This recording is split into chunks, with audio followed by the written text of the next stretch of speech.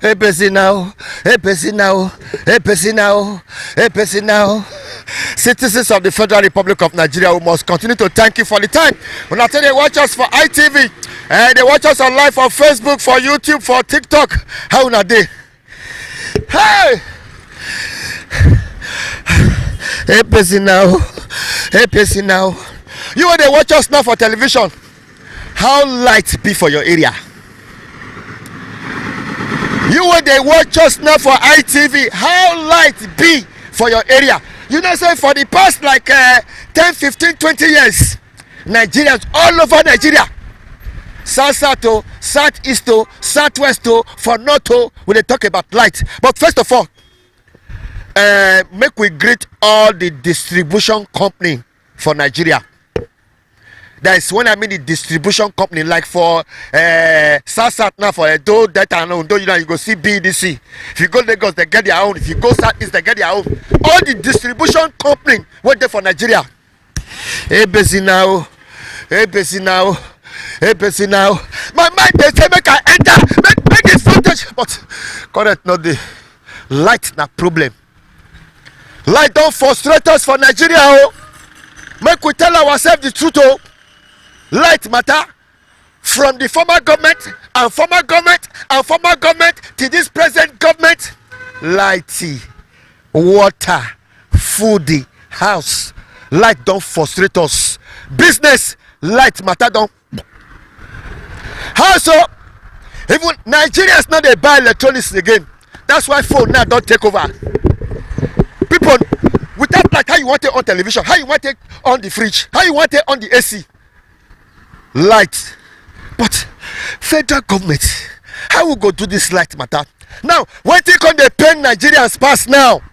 What did they pay so many Nigerians for Edo, for Delta, for Bayelsa, for Ondo, for Lagos, even for Abuja, for Sokoto, for Kanu? Then they pay for the light. If this transformer spoil different area, they go donate money to take repair them.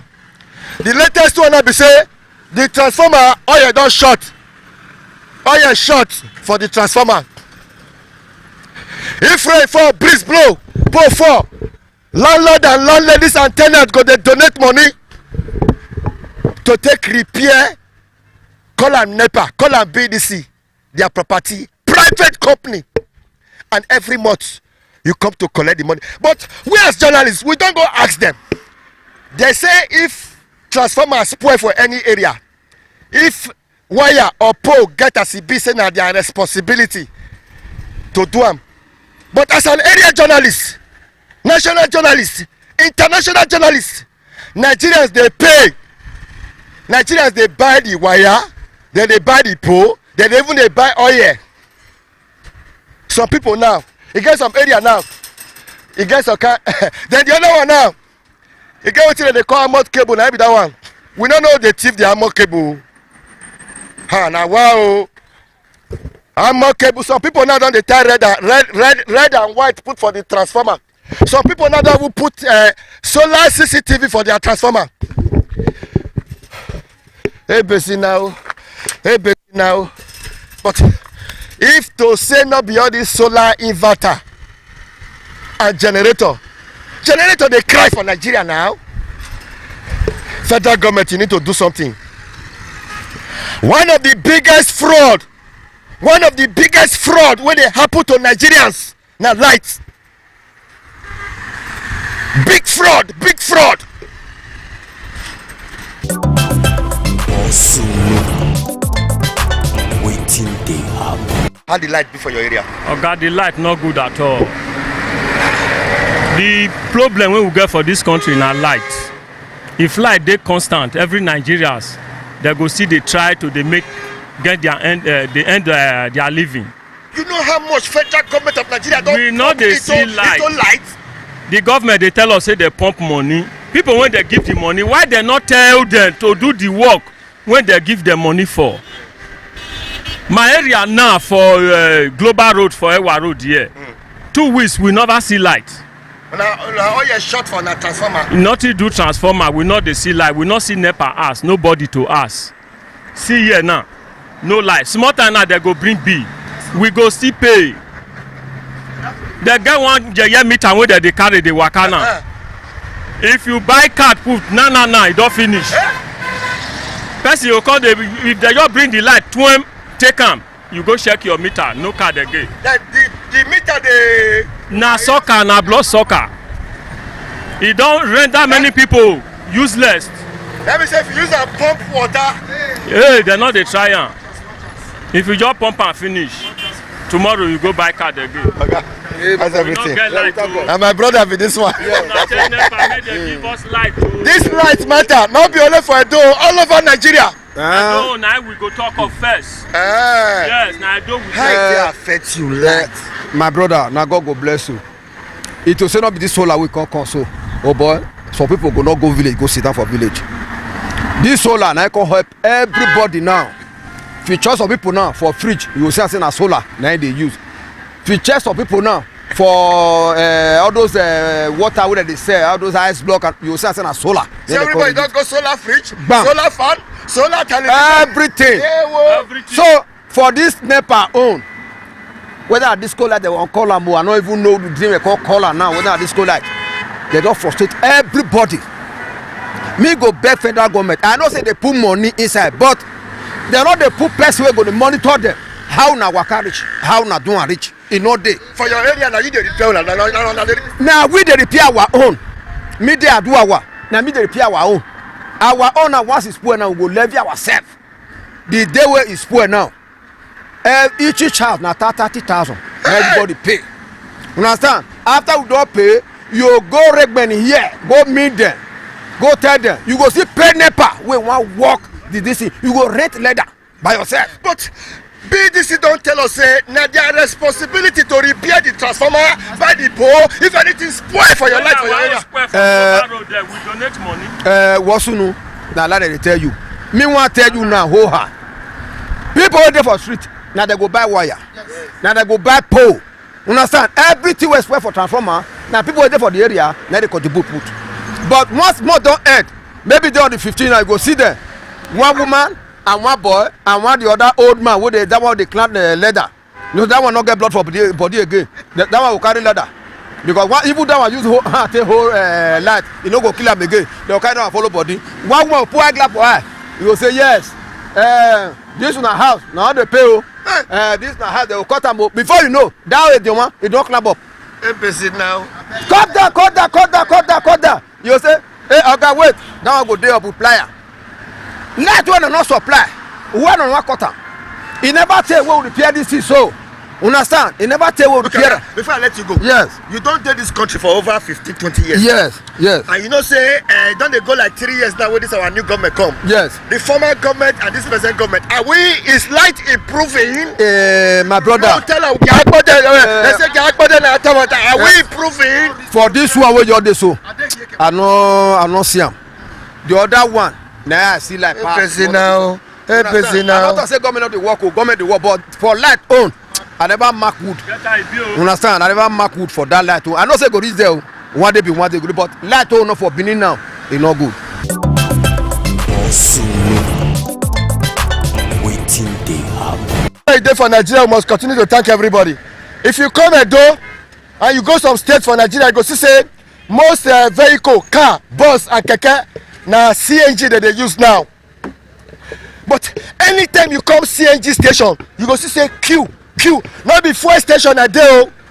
As an area journalist, I don't ask the car owners wey be say their vehicle they use CNG. They say one of the biggest challenge wey they get, we need more CNG stations in Nigeria. NIPCO no go fit dey serve everybody for this country.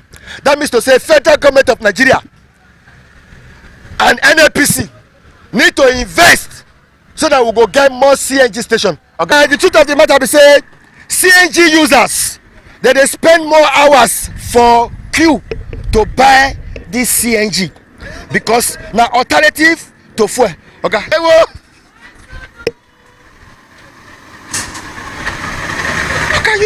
You cannot be doing this. Oh, a mature man like you cannot be doing this. Oh, 2 hours 30 minutes on the line on the queue. in a country where we have the mineral resources, a country full, in fact, blessed with honey in our hand. Only the few hold it. Osunu. It's a question. Yes. Yes.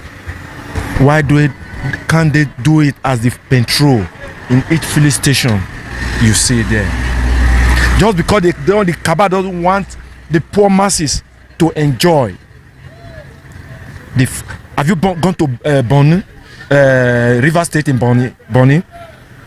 You see this LNG project. You see the gas being wasting away. I've been here for the past 2 hours, 30 minutes. I have children, I have wife. And I'm going to buy it in a Zobda cost 380 naira per kg. So what did the try to talk? We say, make federal government and NNPC get plan to get more CNG stations. You are not saying that they should, in fact, they should suppress us with it again by coming with a decree that we put the masses in a very poverty situation. ABC now. Now before queue we dey on a CNG queue.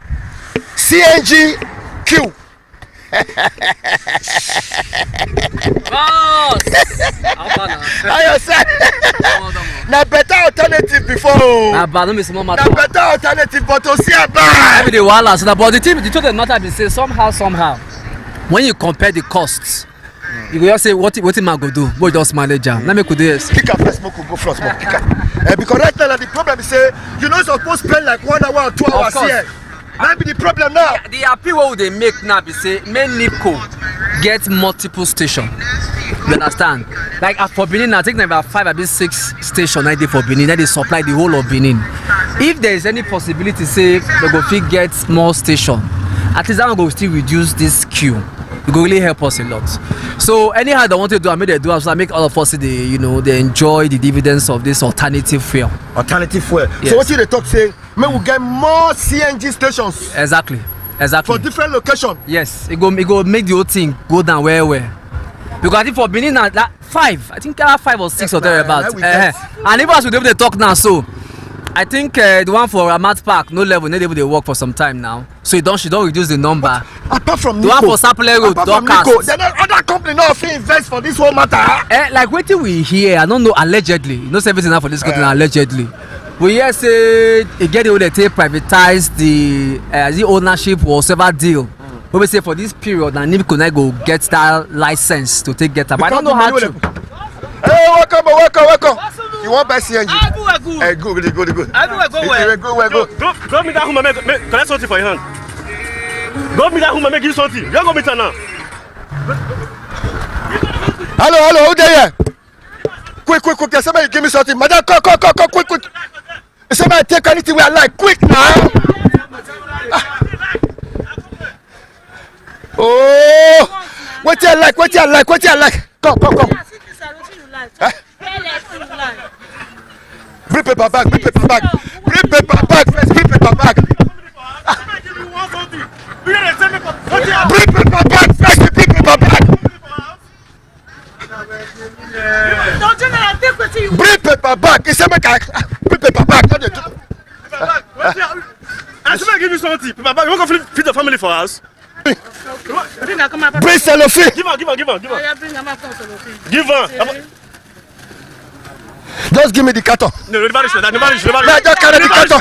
I want to carry the carton. Never reach. Just carry some. Never reach. How many children you get for us? 1, 2, 3. My grandmother children. Your grandmother. That will never die. Thank you.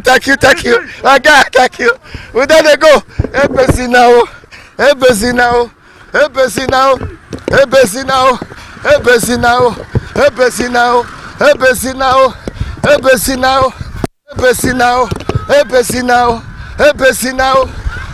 now. Hello.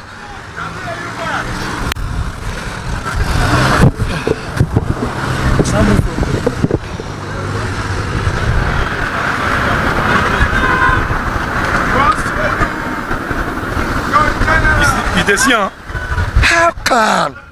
How can Nigeria, you spend 1 hour 2 hours here because of CNG? my brother. Now wetin you fit say be the solution wey federal government need to do for this thing to dey anywhere as you just enter, you buy, you comot. And I make federal government assist them, make they build more stations. If they build more stations, at least as you reach there, you buy, you come out. Now let that one me see for inside though. How you go spend 2 hours here? Because now the solution now what we dey find now. We don't see say bless these CNG stations, we need more. We need more than more. It's supposed to be like normal as fuel a day. Because we dey suffer, and many of my friends have don't even lose their own cell because it's too much. That's frustrating us. Yes, now people they sell them back.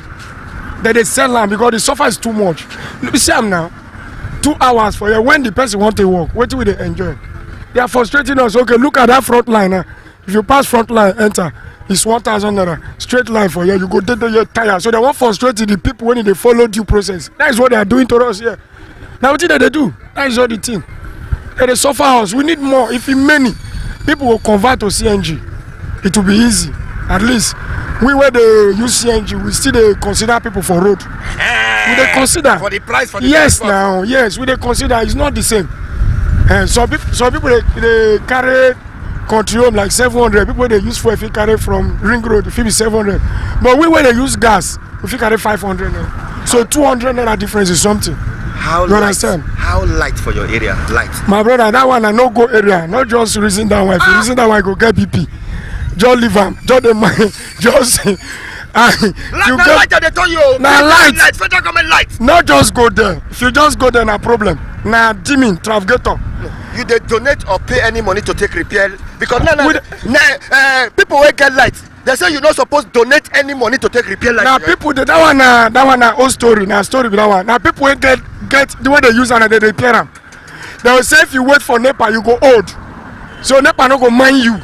Because normal, why they mostly they do those things? Be say if they not give you light, if the dim are finished, they not give you light, they not repair them. At the month ending, you will come pay light bill. I agree to. As the family. I agree to. Now solution to this one, kick your motor. All this thing you feel now. Now we don't see I'm saying so many Nigerians don't convert from fuel to CNG. But the hours when they spend to take buy the CNG, now very big problem. Most of them don't they talk say make we federal government make sure say we get more CNG stations so that Nigerians not going to spend 1 hour, 2 hours, 3 hours like saying a fuel queue, not be fuel queue, na CNG gas queue. Okay, how you see this matter? Now so we see am. But even when they been here, we they get them so easy. When I go Abuja, I sweat. I appreciate Benin. Benin get about 6 now. I just feel saying na management and all, but at least make federal government do something about them. But Benin, I feel say Benin are the highest though. If I want to talk about the conversion of car rates, I feel say Benin get the highest number of cars when they don't when they use CNG. So I'll admit they do better. But wait till they cause this thing now. Saple Road they shut down. Agbo Road they shut down. So now out of the 6 now, let's say only about 4 they function now. You understand? So that make the QC they so much. But you enjoy the system.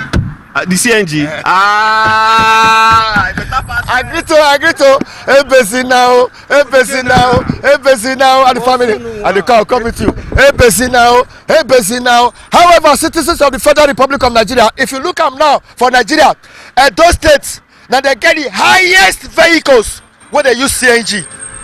For Nigeria, those states we get like 6 CNG stations, but they spend up to 2 to 3 hours, 1 hour to get the CNG. The challenge be say most of the CNG users they say make federal government do something to make sure say all the stations because they said this okay CNG how you doing? Good afternoon, sir. Family. I'm fine. I know say you dey enjoy the CNG, but what you say we need to do so that you know they spend more time here? It's very simple. We need more CNG stations, just like fuel stations, so that every driver can walk into just drive in and buy the way we have in fuel. You just drive in, you buy and you leave. Like right now, I'm prepared to spend 2 hours on this queue before I get to that pump. 2 hours to 3 hours. on a daily basis. If I buy twice, so I spend 6 hours. So if I buy once, it's 3 hours. From my working time, I work. Waiting they happen. How is everything? How is the family? Some people don't they regret say why they go cover their motor. However, we don't like why we not they spend 1 hour, 2 hours, 3 hours here. What do you want federal government to do now? Federal government should give license to people so that they can, to other people that can open these stations, because we are suffering here. Sometimes 1 hour, 2 hours, some stations will break down. Just Nipo alone. Why no other ones? So I'm really soliciting that the federal government should give open doors for other people to come in so that we can get it, like we get fuel everywhere, because there will be competition. But we are here now. We can spend 1 hour here now. Hey! You are maneuver, you the maneuver. No, listen. If that coming and we just enter. Now as we see the country. But they don't you don't maneuver. No, waiting make me do it. If another people you come and then you enter. If you want enter, now me go give and chance make it pass. Now so it dey be. So me dey buy if you just come and move, so go front. Now he dey here o. Now you know wahala. No be you dey here o. Me I know the maneuver. Now you dey back o. I block other people. Oga, I don't tire for this country o. Huh? This country don't tire me for gas people. Waiting me for life. Okay. Waiting me for life. Make it happen to this gas. Make the government open more station. Now it be problem when we dey face. It just be like saying that one person now he get the market. So if anything happen to this one now, we have no other option. We work 1 hour, stay 3 hours on the queue. Children and pikin, wife that they hungry for house. A whole day we can't spend 3 hours here. No be saying that we want buy one, so we will still come back again to come back. So the problem don't be like say water don't pass Gary for the wahala. I beg me na help us beg government. Make them open more stations, make them give more license to other people. So that many stations, you can't be like saying I fuel. Enter, you buy, you come on, continue your work. So now waiting me see for inside be that. Hey!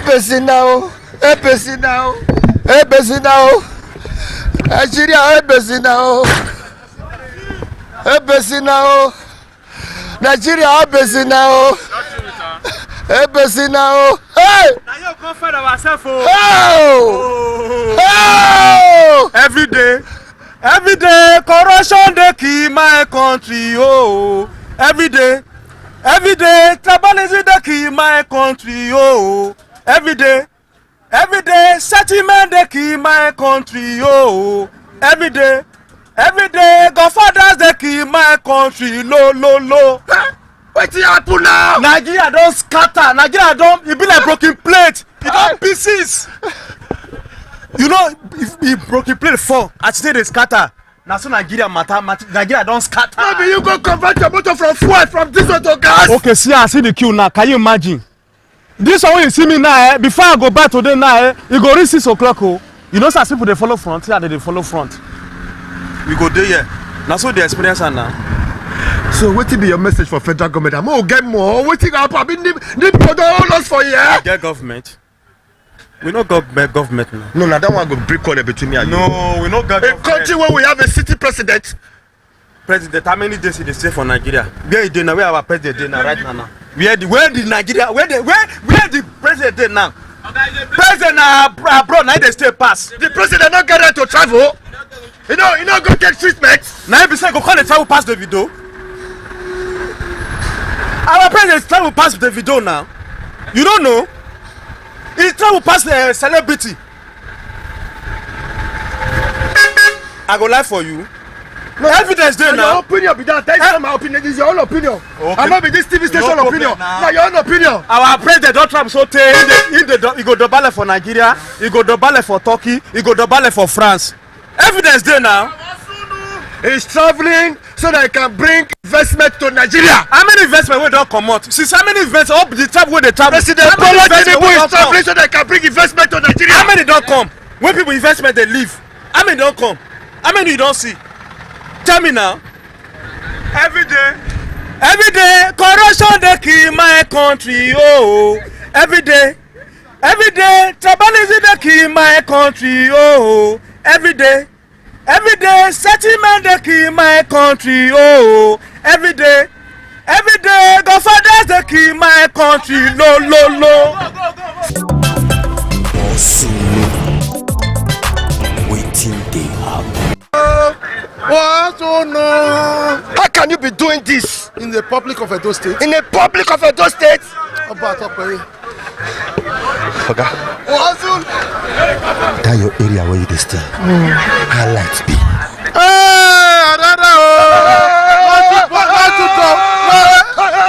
Not to go for Benin. why you shouting? You dey shoot for Benin. They ask me about light for Nigeria again. Fido, no light all over Benin. Now what kill us? We not get light for anywhere. I'm very surprised what you dey talk so. Oga say no dey. Your area you get. What one you get? Just like a put costly lights. Oga, I'll blow you for. Oga, don't say that. Oga, don't say that. Oga, look at this light now. You know the work again. Fear for people to death. No light for this. They don't even come out today. Why your area where you dey stay uncle? My area no light, oh, Oga, no light, oh. Are you aware you are a commercial bus driver? Yes. Yeah, they know me very well. Are you aware for the past 3 months now, bus drivers, you people have been enjoying free. What's in the waiting? More wait. You know why I call here now? Thank God. When I did Joshua there now, I met some guys there. They say government should bring Agbero and revenue back.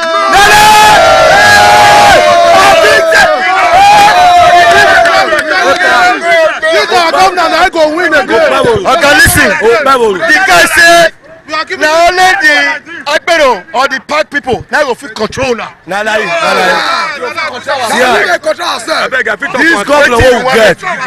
This governor will get. Na better governor. Since where we take day, na this man, na he come make us, Agbero they be one finish us. See now. They don't already finish. See na he come put us for this Amenofure. No they call Amenofure for Benin. Are you driving the transport union for getting their share? Oh, my brother. I thank God for Okpewuru. Anywhere where they na God go bless her. Hey!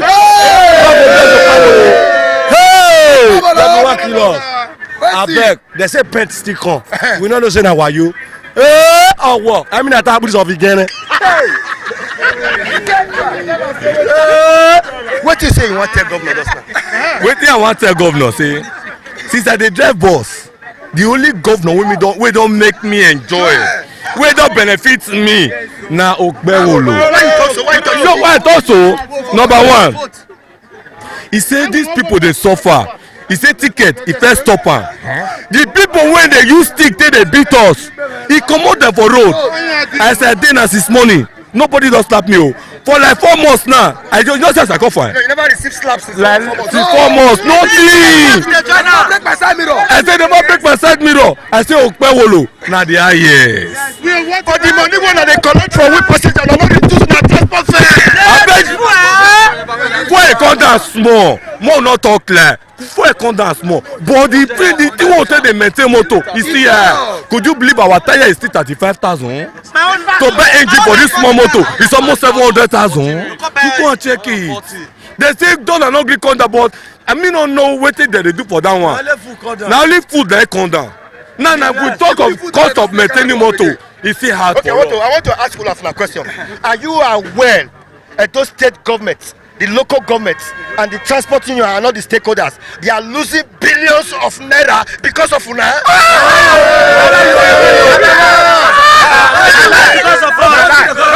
They are not collecting money from people again.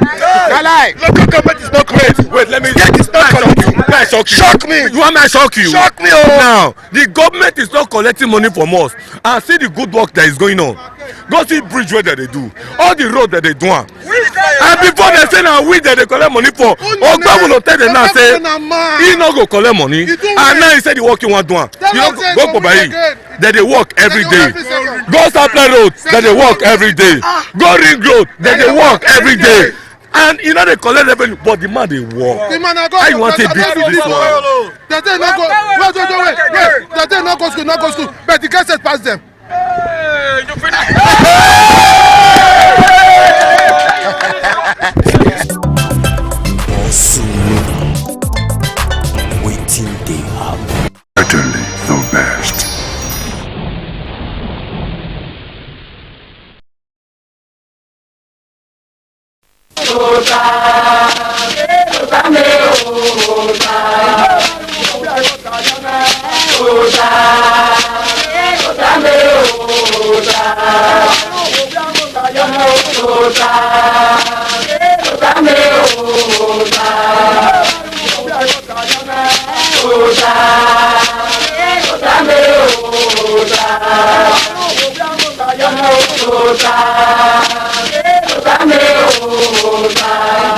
Waya bota now.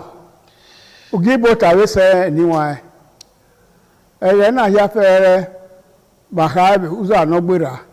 Magwa ka ehun. Mana te ehun wa dole wo na yi. Solobo no gla owo. Ma ya fe na nirun. Na ma la o da o. Owo wa ri ma. Owe ewo idun ni ma ye. Ewo ni ma na nirun. Eni ma nirun ge no salobo la no ge ase ni ma ya fe. Ọba atọpẹ ṣe ẹni wọn ẹdẹ náà ẹna màláwì máa gùn aka ìhẹn wọ ìhẹn bìhẹn akínẹwó wọ kínẹ òwá ni mà yé ìhẹn sọba náà gìhẹn mú màríà irun ni mà nànà yànnà ọgbọn ẹgbọn ẹyẹ mẹhẹn náà dẹnẹ náà ọdẹ wọn wọ tẹmẹ Victor Ebizugbe. ẹdẹ náà wò wà dẹdẹ wò sẹmu wàhálà bí tó tọ àti kẹpẹ tí wọn wà ní wàá gbẹ ọkùtọ ní wàá dàn hẹ ẹrìn màkàn gbọn ahùn dáná tẹrẹ mọ. Wẹ́rẹ́ àwọn ẹ̀rọ ìwé ya àríwé mi ìwé ya lòdẹ́ ọba àtọ́pẹ́ yìí. Iṣẹ́ ọ̀rẹ́ wa ọ̀tẹ̀ ẹ̀ pásítọ̀ ọ̀hún lámúrè. Ìwé ẹ̀dùnọ́gùn mi wà bí nìyẹn ká yìí fún ibùsọ̀ àgbàgọ̀ ẹ̀yà rọ̀ wà bí dàn yìí ọ̀sà ọ̀bọ̀ ẹ̀gì máa mi òkú yẹn rè gbé o ọba àtọ́pẹ́ yìí. Iṣẹ́ ìyẹn mẹ ọ̀sà ọ̀bọ̀ sẹ́yìn jẹ́ inú yẹ o lórí ẹ̀dọ̀bá yọ̀ọ́ká ọ̀rẹ́dọ̀ yàfẹ́ ẹ̀ náà bẹ̀ ọ̀ká ẹ̀gbọ́n ilẹ̀ yàfẹ́ mẹ̀rẹ́gì òtún wà yà sábàánà ọ̀nà mọ́kù yẹn rìnà ẹ̀dọ́ yàfẹ́ ọba àtọ́pẹ́ ẹ̀tọ́ ẹ̀nìyàn ìhẹ́ ìrìnàkí ìmọ̀ ẹ̀ wọ́n ní ẹ̀bùtẹ̀ kọ́s ẹ̀ ma ẹ̀ nà tiẹ̀ n'obi ọ̀ma ẹ̀ nà tiẹ̀ n'ẹ̀wọ̀ ẹ̀ nà gúvẹ́ ẹ̀ nà tamọ̀ yà tiẹ̀ yọ gbẹ̀lùwẹ̀ náà ẹ̀ wọ̀ wẹ̀wì ni wọ̀ náà wà yà tiẹ̀ yọ ìhẹ́ ni ọ̀rìà ni. Ihe dọ̀lì mi yìí sọpọ̀ àwọn ẹgbẹ́ kìíní yẹn náà dọ̀lì mi yìí nùdá wọ̀ ẹ̀mú yẹn yìí mi nà wọ́n ayé yòbọ̀ kàn án ọ̀hán jọ̀ wọ́n rírà án ọ̀hán jọ̀ wọ́n amú ẹ ọ̀dọ̀lẹ̀ yìí wọ́n yẹrẹ. Kàkàbọ̀. Kìíní yẹn náà dọ̀lì mi yìí nìyí wọ̀ ẹ̀yà ahìyẹ ẹ̀nì nà nyà ẹ̀mọ́ náà ahìyẹ wọ̀ ẹ̀ ihe ni ọgbọ̀ wà ní. Ẹ níwọ̀n ọ̀tẹ̀wọ̀n Victor Ebizugbe ihe wọ̀ yẹ ẹ̀ ẹ̀nà manora na tie yẹ wo nọra.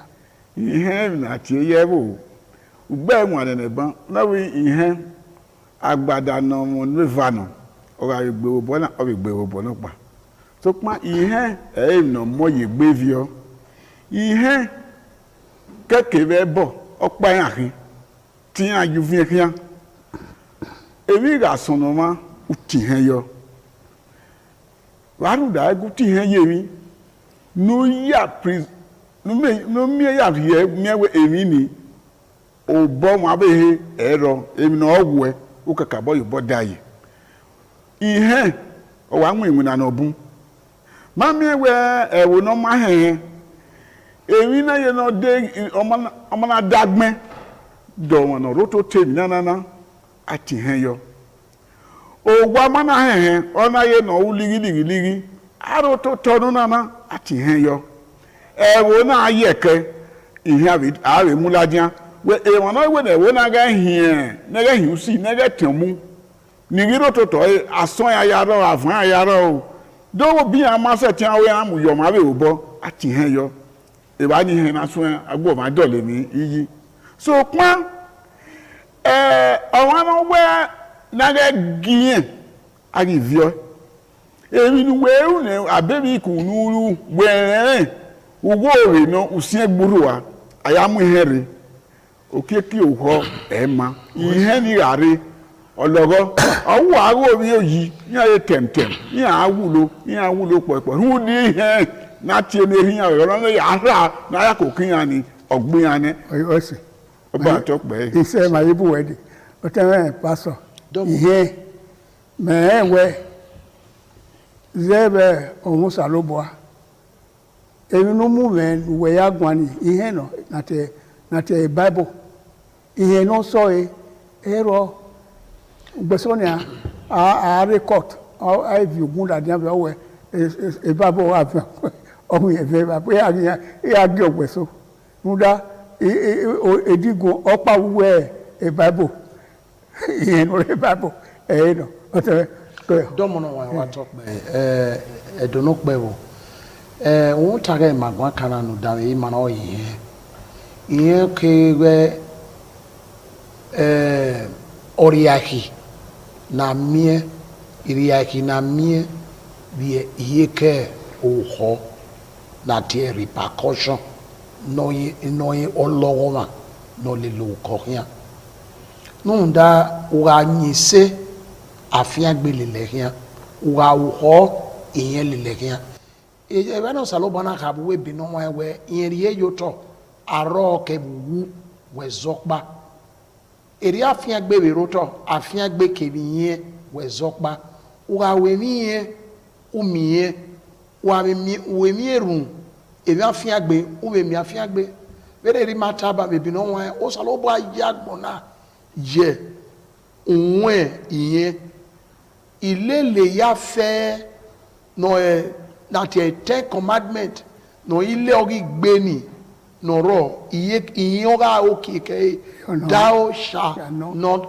kill ugagi kill ne oni uriye abiye okike ema we no ti meka e ba no highway emi na ko aro ayiso emi wa akoro e ma yo bo ma ko aro wa kini ete egbo ma odeno do zori egbo ma wa lelu obo ni oyiwe na ge benu tai ba ge no tolo ma gbe not irepe wa fi egbo una finri eso o mana kan ya tun mu won irepe oreba o be bomme nyawe obo na ebe tolo we be bo yen mi sunu da we o sika muene eriye mi iyeki o eze poye ne gbe fi we ken we won we tolo ano we ya tolo nu ya ewu egbe ya ne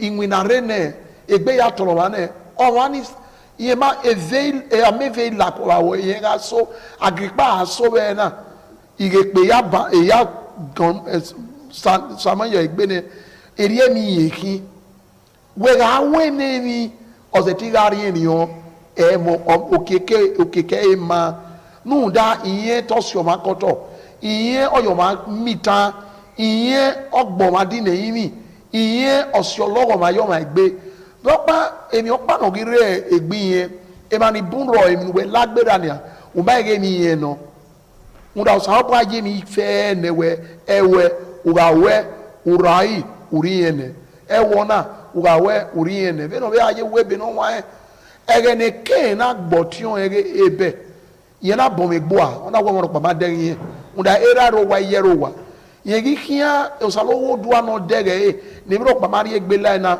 ona tie eke o gi gba wo du wona we ha ona wo ye no sa oba tie we ona we bo ni akinu wo we mi ya ona wo tun wo no pe na tie ebe o wo yo maka gba o ebe yo maka be ri e o boje o e dado o kyan ge iye ne ogbugbo eri ebe iye no ge oso won na we ya boy ka be lodo pa ona we wa we ma me ni we ona wo ma iye we ni ka ma na we iye enu baba iye de nu aduza ona we esagion tun enu to mi ovie buye ga de ne ona we gin ta ma wona we ebe bo akiyan ona we nda ebe akporu edi wa ona we iye ro we dagbon ne no ri mi o kan afiru gbegbo ekan awa uwe la ma wa ma be la wo wa u sa me no ma won ma be nwa me no ko bo were ona ti ona de ne aba we gbe mi ade ke to afie de ne na unda ori yen ne o sa no go do atin ne wa gbo ma u ya ri azigo u gbe emu fua o u gbe emu fi eze o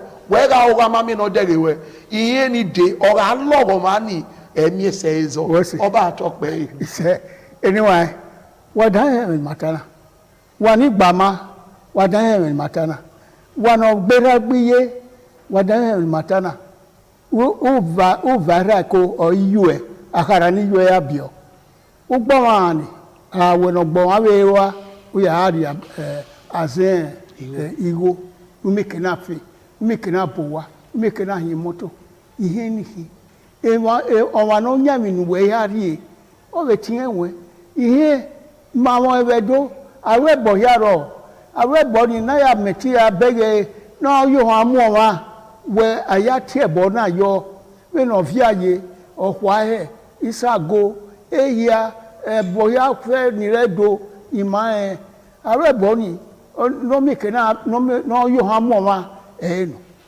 so kwa no wo ko we nu mana ze da ya we bo una tie keka tie ni oso wa ni gbe iye ni oso wa ni oso gbe iye omo iriya iye oma egene de ben mawe una gbuhun ogede mu yoto o ze ka yebe omunya ekeni nu weze yo ni iye no oma we na se wona mo wede ni iye ni gbe okike pe oke wu sopo na ye na ihe ile loweke oweke aru ihe no o even weta una tie no wa na wo ko dawe ihe ni o le lese kinori ase ihe ni wa ima ho na mi ngbeso we e wa ni gba ori ma ni age tie ni ma wa mi na ye na ni ya zere we ne oba ma ye ni awe ejo we awe awo kagele ta yin afi he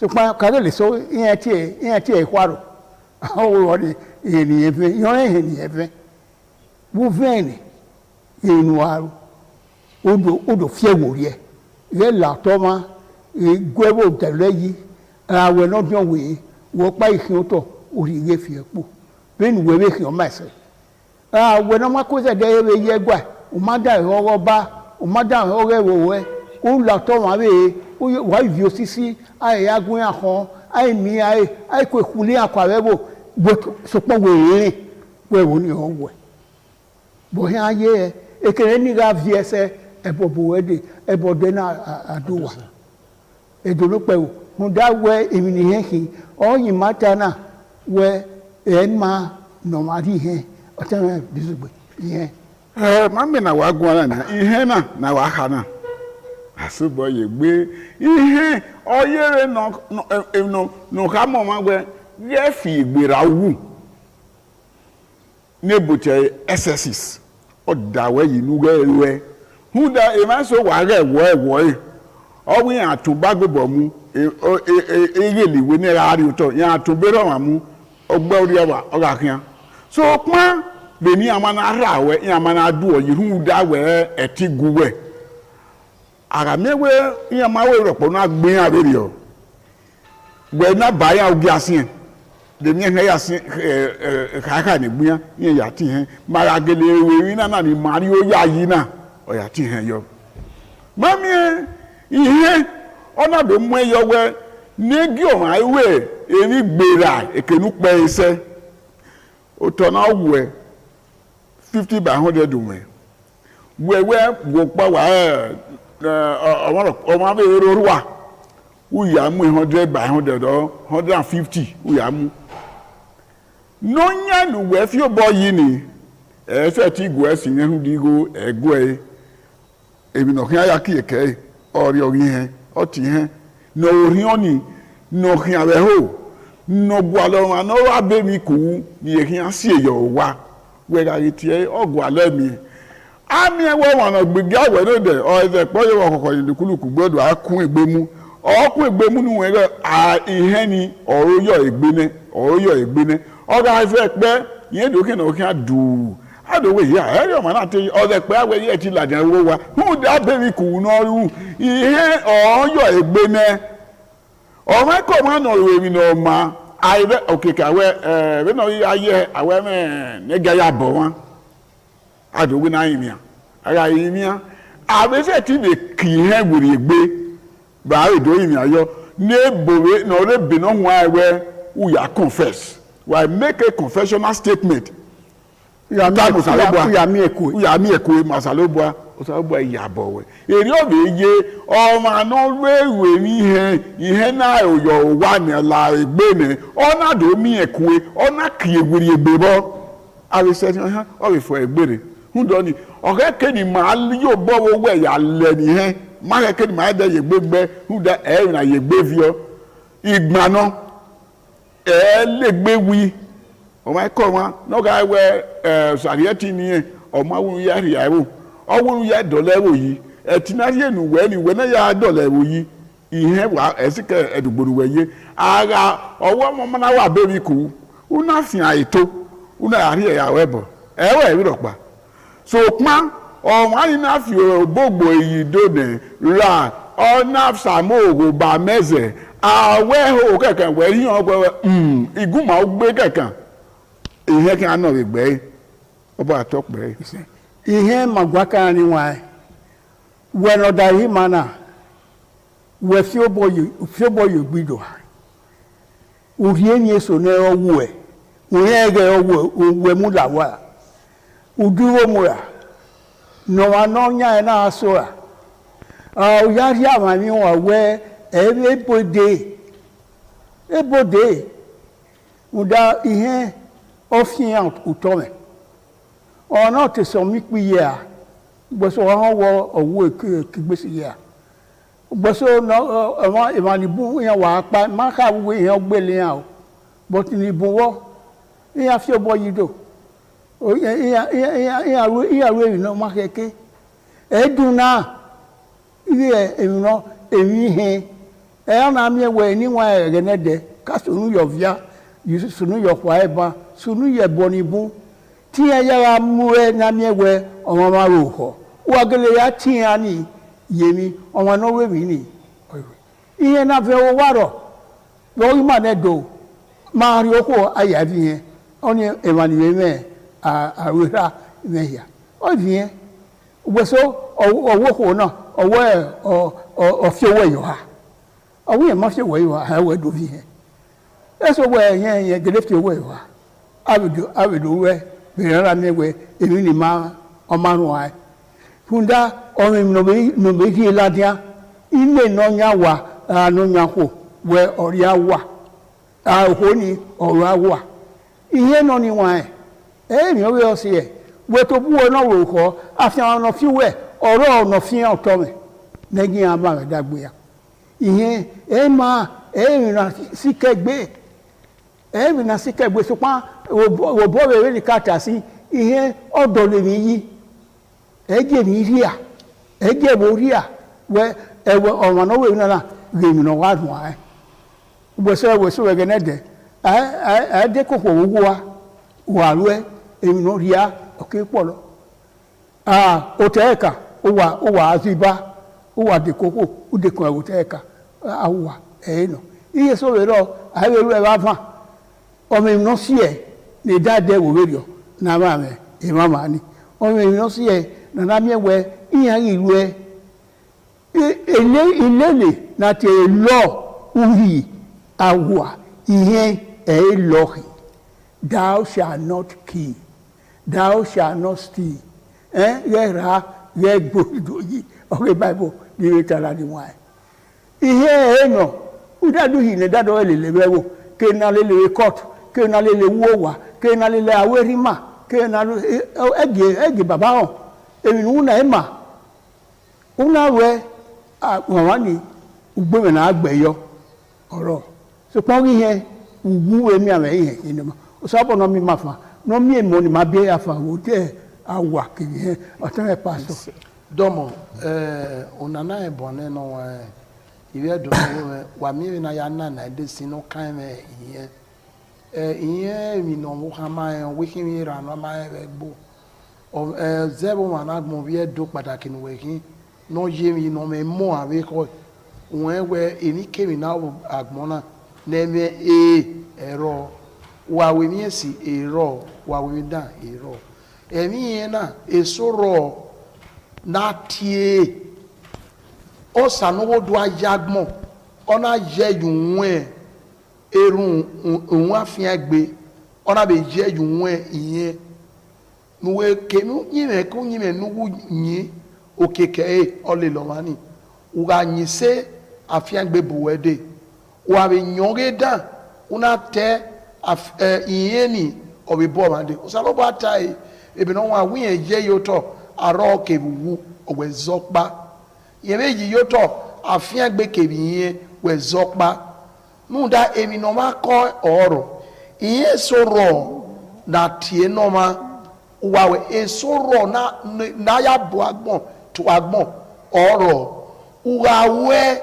uyegbe vio eso yiye ya boebo beneri mata eba aimogo wegbo aiwogo beze aiwogo gaba bi eso iye no ebe soro na mego akwon awona ya gwa luto ara iwe na weto we mi ye ugbeso ko fi owe yiwa awe owe mi ye ibi ehun mi a odo ehun mi nda oleba ene odo bo ya we ma wa na ni iye olawa ni ado awon mi wewewe ama eweri omo wa de fe dokma emi wa sunu emi yon lawa ata ejo to ni aya rile owani aya rile eboni aya rile won tagbon lẹ́nu sàlọ́gbà rí lẹ́ òun tagbọ̀n náà ọ̀rìnlẹ̀ sọ̀yà òun yẹn ùhàwù bẹ́ẹ̀ ni máa ta ìbà ìbẹ̀ náà wọ́n ẹbẹ̀ ọ̀yà yẹ bó ta thou shall not ùhàwù ìyẹn lè lọ́ wá ní.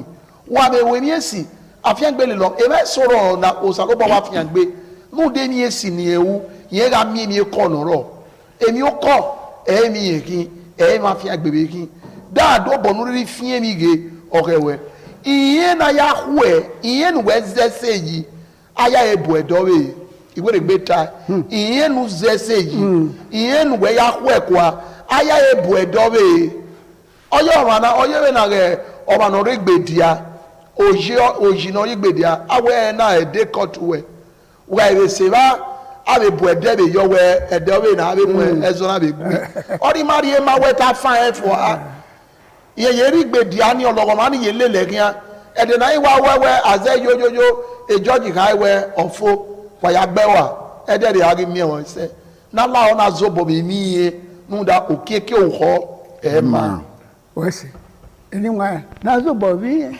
kokoro ko ma edoro pewo wa mi eyin ni buro ni he si yebo ologo wa ni he si yebo obo sense wa ki ma so bowo na mi we ihe osaba no eje mu eworia awano rebo uyinaji ya se gbabe abe politician ni se boyo otese gebo iya ori we ni he se eminu we inu awuna won le lo je nu na tala won mu we iye ke aya re ma we nu wa re ma o sabaroju wa ya ma supa ai we lo de mata o ligi no rona emi e orusin na ye na ni bana wala gbogbo le mana uwa mi ni abi ode not odo awa ari owebe awa fi o si afio la e moni re owebe ni bidie ni emi no kin awa fi han lawo wa ayi tede mi sowo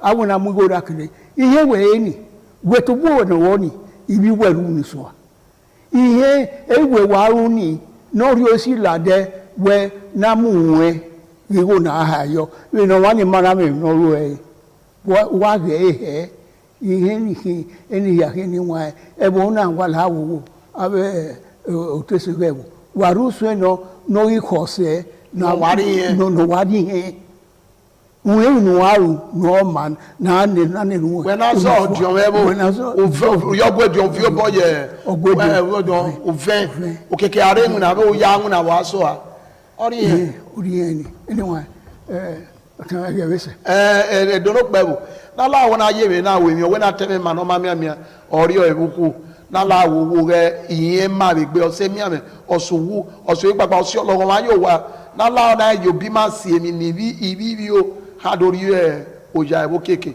oba atope ise otame ihe mi no ma ye gbe de gbe owe ununaya ti he reye ununaya ti emi ame ete nuna ti yari bae hu do ni ikepo na yiri opa yin ku wa gi ma le ni he ru da were igban re bo ki le gbe wi o no le gbe mi ni ne o ga we o ga ko kieke o se ti yari e be de na akwe afi were no ro gari ro pa egwa de ma geto ku itwe wa ya ni be na me ho na itwe awe eboni re ikabeto itwe ma ni be igosa o talk be me anyone me twe agbonya fe keniri ye kovia keniri yo kori on wo de ke ya fe o saro ba wo no mu here no dade bo ya fe oba atope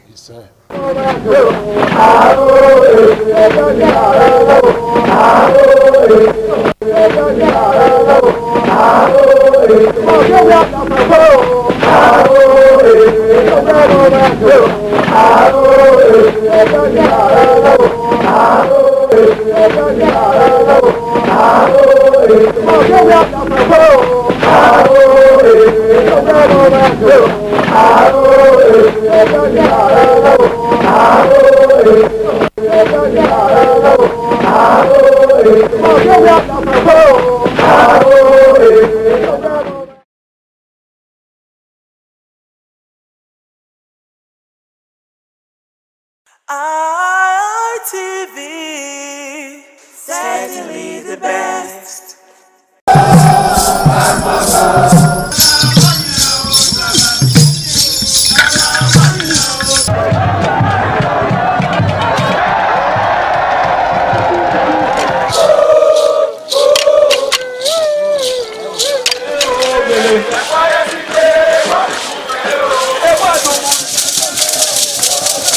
The new Edion expressed excitement as they danced and rejoiced before the Esama of Benin, Sir Chief Dr. Gabriel Osawori Benedion, who also joined in the dance.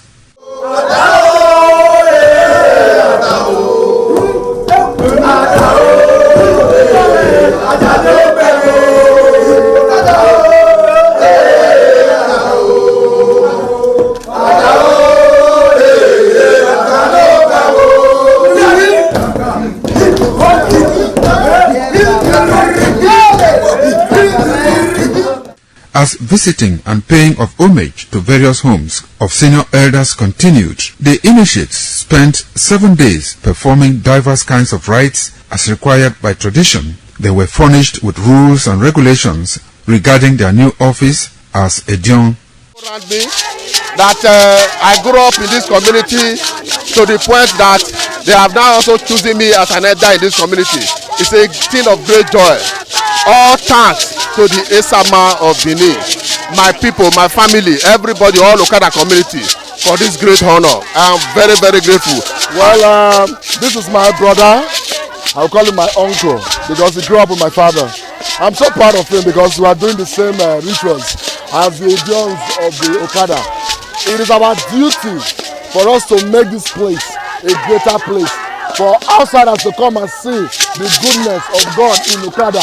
And I'm proud of every one of us here. So shall it be to each and every one of us in Jesus' name. Waya wawesu Odion ni ma Okada zima Esama zima Odion Ebuna zima Odion Obala zima Odion Marawe Mahari Owe Sama Odion na ni ma do pon mi Sama ni ma do gbe ken ni Sama e ma Odion wa re na Esama ma gbe ken ne Osabo obuyo bi to ne baba no get on ni maga no dia mi maga ma ni do gbe ken ne na ima ya fe ima ato o ima agbon o oro pa ewu dori ima di awo re ne o be di agbon ya no we mi maga me ni just Christ no mi afa in Esama in our father's house in respect of our initiation to elders Edion level. As tradition demands, we are here today to come and also pay our homage to him, also for him to also pray for us for long life and prosperity. The climax after 7 days was paying of homage again to the Odion way, where he gave the initiate the full rights to function and to henceforth participate in meetings with Edion. It will go down in the history and minds of Okada community, Ovia people, Edo State, and Nigeria in general. The ambience, style, and the colorful ceremony associated with the 2025 initiation into the Edion Council of former Governor of Edo State, Chief Lucky Nosakari Benedion, his brothers Bright Ayamekwe Benedion, Honorable Charles Osenwigi Benedion, Peter Osawori Benedion, Dr. Fred Osawuni Benedion, Barrister Mike Osane Benedion, Executive Director Operations, ITV and Radio, Chief Elder Ogbede Onwunse, Honorable Efosa Douglas Igbenedion, Ukponwa Igbenedion, Osawe Igbenedion, Edosa Igbenedion, Dr. Daniel Omarege Igbenedion, as well as Agbong Steve Igbenedion, among other sons of Okada.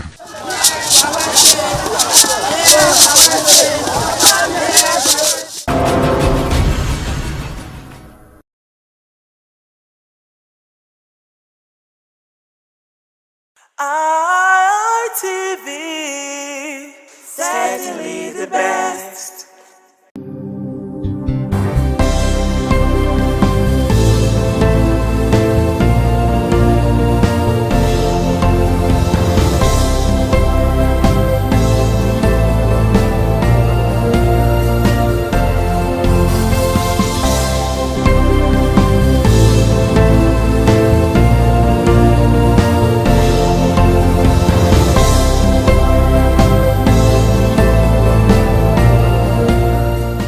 Hello everyone, thank you for joining us today on the program Healthy Living. I'm Adesuwa Osa Owagye, and today we're going to look at importance of wellness clinic. The importance of wellness clinic. Unfortunately, a lot of us take this for granted. We do not consider our health, and we do not give priority to wellness. So today I'm going to be talking to a rehab medicine expert. Is in the house with us this afternoon, and she's going to be educating us on quite a number of things that you and I should know to keep ourselves well and sane, because we live in a very, very insane society. So join me as I make welcome Dr. Elizabeth Okoruwa Okoji Ojugo, an expert in rehab medicine, aka Dr. O. Doctor, a pleasure to have you join us. Thank you for having me. I like that you're alias, aka Dr. O. That is it. Okay, it's a pleasure to have you join us today on the Thank you so program much. Healthy Thank you. Living. Thank you. All right, so we're going to be looking at wellness. Let me ask you this question. When it comes to wellness, what are we looking at? What constitutes a routine health check? Well, wellness is where what is invoked now.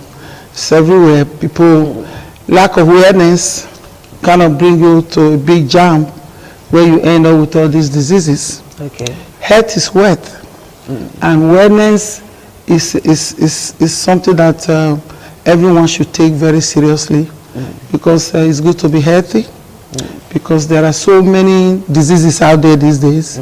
So people don't know, they don't live in a good lifestyle. Okay. So you have to, when you think of wellness, you have to think of changing your lifestyle. So let's look at a lifestyle. Now, what constitutes good lifestyle? Okay. Good lifestyle consists of eating healthy, you are exercising regularly. I always tell my fans, movement is the key in anything you do. Okay. Once you start to move, you can never go wrong. If you start to move today, even if it's you're running or you're walking, if you love to dance, put a nice music and dance for 30 minutes, and make sure you work out three times a week. Even if it's for 30 minutes, you don't know how much you are saving your life. So that is number one. Another one is eating healthy food. I always tell people, being someone that is being recognized as a sick person, it's not that you cannot change your life. You cannot change from being sick. All you have to do is to change your lifestyle. Do you eat heavy food? Do you eat late? Do you eat, what kind of food you eat? What kind of, what do you do when you eat? What do you look at the food you eat? You know, it's healthy living is big these days, because people are not living healthy. People abuse food, they abuse alcohol, they abuse life. They don't sleep, they are all night partying, all night, stress, load of stress. So stress is a silent killer. It leads to high blood pressure, it leads to diabetes, it leads to everything. Your mental status has to be intact. You have to have a balanced life. Okay, your quality of life has to be balanced. Okay, talking about quality of life and especially food, we live in a society where what we eat mostly is carbohydrate. You can wake up in the morning, you're taking bread, in the afternoon you're taking maybe eba, in the night you're eating pounded yam. It's all carbohydrate, all right? So how do we change from all of that? Because I know that food also contributes, according to you, to the kind of life you live. Yes. So how do we manage all of that to have a balanced diet, eat healthy, and be okay with the kind of food that we eat? Because you said we abuse food, and it is true. Yes. So how do we deviate from that? How do we change What I started lecturing lately, you know, as someone that do talk about health, because I have a concept called Get Inspired with Dr. O concept. It came up a few years ago during COVID, where people head talk. Yes, where people not only head talk, it goes all around, whereby you have the how, Dr. O have the formula for the how. That's I just got my channel TV right now from in Nigeria. I've been in America with all that talk, but now I'm bringing it home because I'm tired of hearing people are sick or diabetic. I went to the village, oh, this person cannot walk. I look at somebody, I can see their eyes, I can see that their kidneys already failing, and I'm able to see their facial presentation, their movements, the way they eat. It's just horrible. So I went to the governor's house in the village this last weekend, and as I was there, a lot of people were waiting for him. So I took advantage of that, because right now my main reason of coming to this country, right now that I've retired, to impact the world, impact my country, impact especially those states, so that people can be living well. Because as I was sitting with them, I can look at them and say, oh, you're all waiting for the governor, right? They say, yes. I said, okay, my name is so, let me start to keep you busy. I said, how do you eat? When do you eat? What kind of food do you eat? Okay. Because my quote is always, I published a book 2014, which is going worldwide. So it's on Amazon, it's on everywhere you can find the book. It's a God Will Not Let Her Fall. I talk a lot about that in there, whereas it's not what you eat that makes us to be sick. It's how you eat, when you eat, and what you do after you eat. So tell us how and the when and what to do after eating now. Thank you. So when you eat, do you eat in the morning, afternoon, and evening, maybe 8 p.m., 9 p.m. after you eat, you watch a little television, boom. Sometimes you even sleeping on the television after eating normal.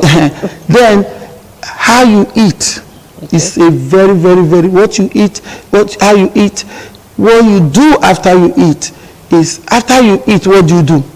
So this is my formula. This is the how. You bring it out to me as a how. Yeah. And I'm going to give you the formula for the how. Okay. You have to eat healthy. Eat healthy food. You have to balance your diet, okay? If you are that kind of person, you love to eat fufu, this, that. In Nigeria, you are so lucky. You are able to get fresh vegetables. Complement your carbohydrate with veggies, so that can help to suppress the carb. Do you know what happened to us? Do you know why people are diabetic? Do you know why people are sick? Because, you know, in the morning, you eat breakfast, right?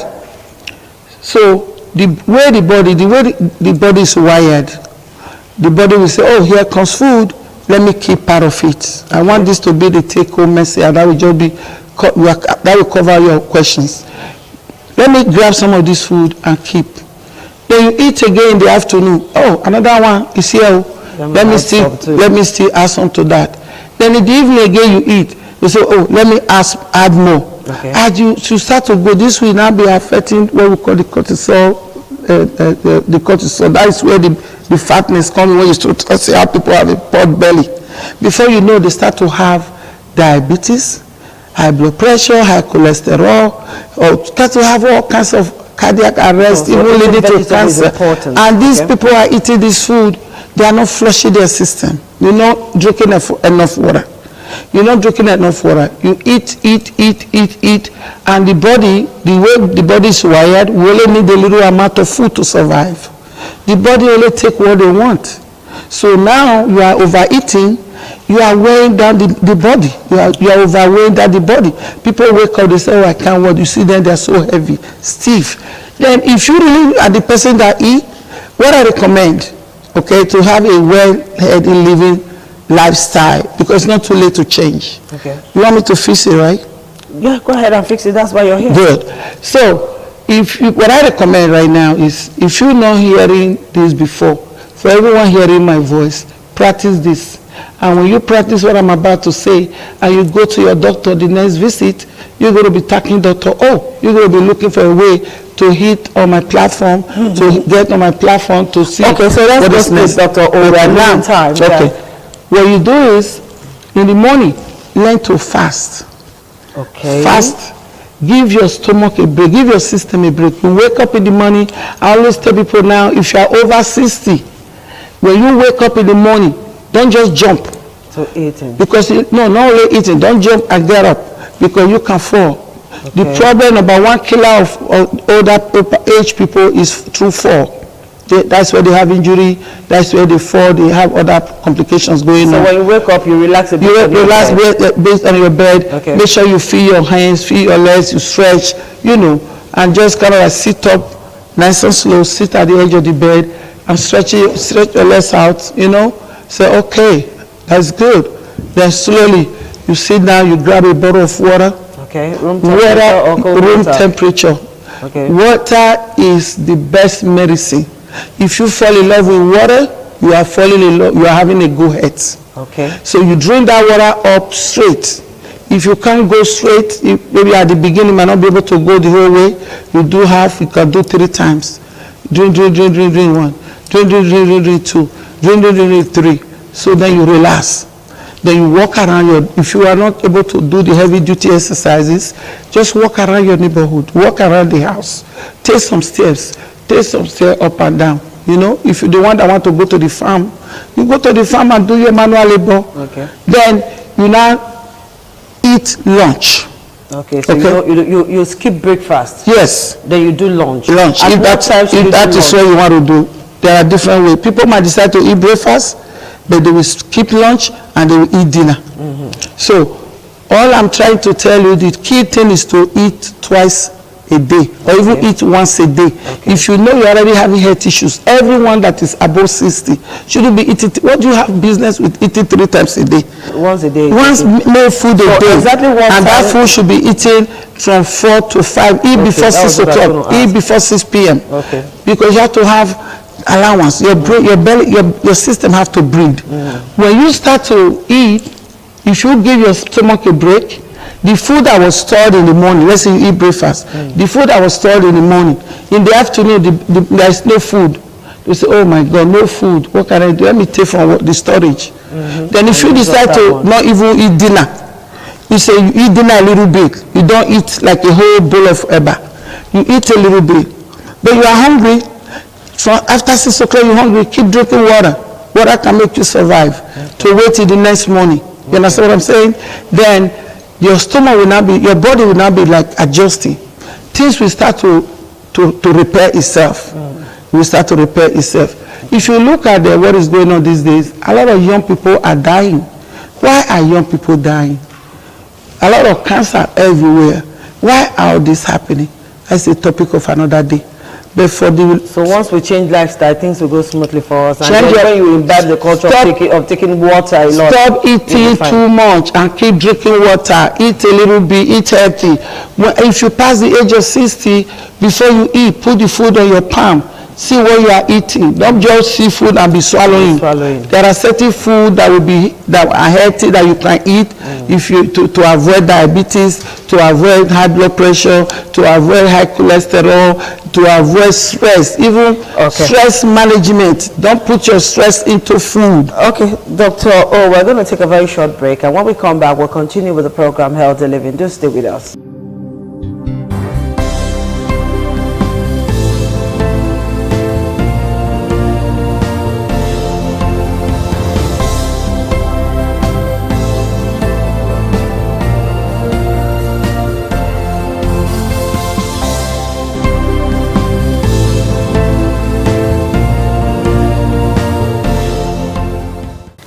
pleasure to have you join us again on the program Healthy Living, and I've been talking with Dr. Elizabeth, popularly known as Dr. Own, and she's telling us quite a number of things that you and I should do to live healthy. So tell us, how do we manage stress with all of the problems bedeviling the nation?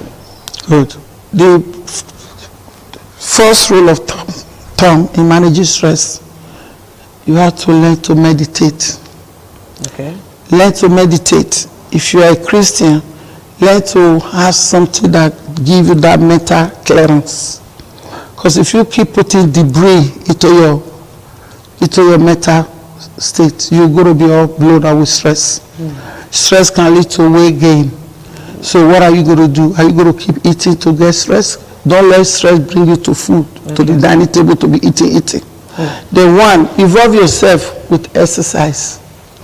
If you are involved in an exercise program, it will help you to get yourself, you'll be like a different person. Do you have to go to the gym to exercise? No. Or you can exercise at home? That's what I tell my patients. You don't have to go to the gym. The exercise is in your house. Okay. You have a gym in your house. I always ask my patient, do you have a wall in your house? They say yes. I say, okay, use the wall to your advantage.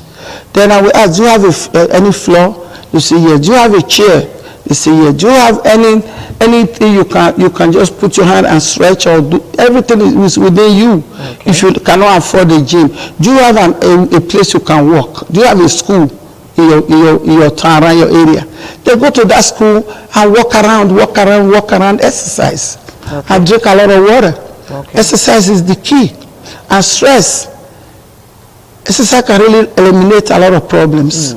It will reduce your stress level. Yes. It will reduce your obesity status. It will reduce your mental health, and it will also help you to build good relationship around you. Okay, let's look at the issue of sleep. A lot of us suffer from sleeplessness. You know, so how do we manage all of the, and stress to contribute to one not being able to sleep? So how do we marry all of this together to be able to have a good night's sleep? Okay, what I always tell people is learn to meditate. Okay, still meditation. Meditation is so good. Like me, I have a time to myself. As a Christian, you have to learn to spend a quiet moment with God. I don't want to go into deep. This is not the Christianity. Then this is all medical. But it affects you, you know. Try to stay with positivities. Let anybody give you negative vibes, stay away from that person. Okay. And be positive and go to positive. If anybody that cannot compliment what you're doing right, don't go to that person. That person at all. Eat less. That will help to manage your stress. Eat less and do more fluid, drinking of water, room temperature water. You understand? And stay away from sugar. Sugar can make you go hyper. Like drinking all this, what do you call it? Not soda. You call it minerals. Okay. So a lot of alcohol. Like I tell people, because I own a bar, I have the biggest bar in New Jersey, in the state of New Jersey. I have the biggest liquor license in the state of New Jersey. Okay. So what I tell people, even when I'm as a businesswoman, you know, the more they buy, the more I make money. But I don't do that. What I tell my workers, my managers, I say, what we do, as soon as they are giving you drinks, we have water to complement it. If you are drinking alcohol, have a glass of water to push it down. Because the body only understands the water system. Body was not created to be taking alcohol. Even when God created that, we didn't know nothing about alcohol. People just formulated things that will help to feel better, to relieve stress. People say, I go to the bar, I drink. I've seen everything in life. Whereby people drinking and all of that leads to all kinds of diseases, kidney problems, or liver, all kinds of everything start to shut down. So what I tell people is, if you start to exercise, and from tomorrow, you start to manage your stress, either by meditation, exercise program, you do yoga, you know, you do this eating, you know, intermittent fasting, they call it. Like you have a window to eat and a window to fast. Then let's say you want to do, like me, I lost like about 130 pounds. Wow. That was heavy. Yes. Then it was, you can't blame me. I have 4 children in college, a single mother.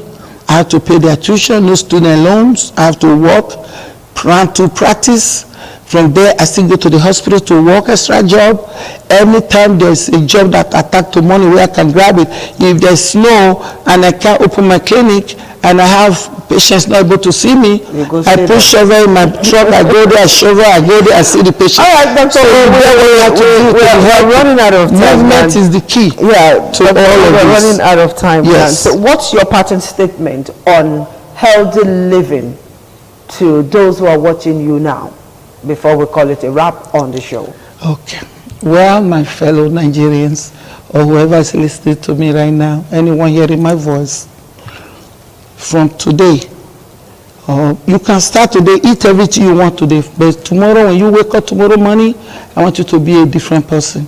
I want you to start by drinking water, a lot of water, making sure you stretch and exercise, learn to walk around. Then stay away from people that are negative. They bring negative vibes. They bring that negativity to you. Then you see yourself. I always tell my patients, who you greet first in the morning will determine how your day will go. Wow. Stay away from stressful people. There are people that no matter what you do, they will never be happy. If I'm with you and I see that all I hear is negative, complaint, and I try to help you and you still complaining, I will leave you to God. I move to the next level.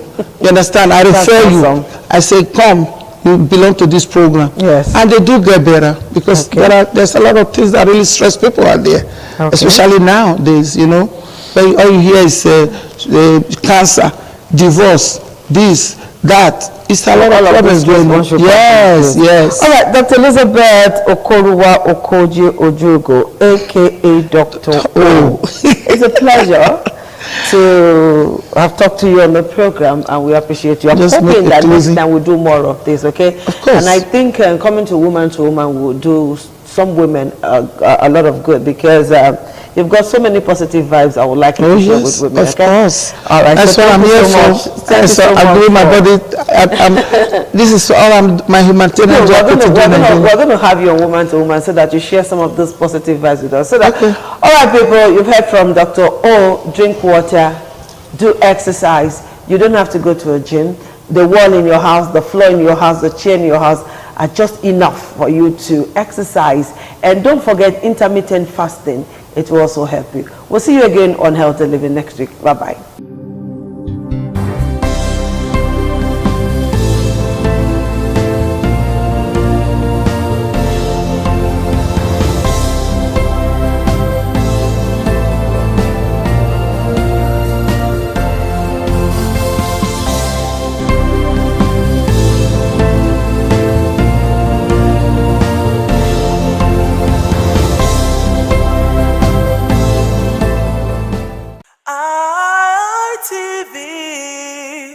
Certainly the best.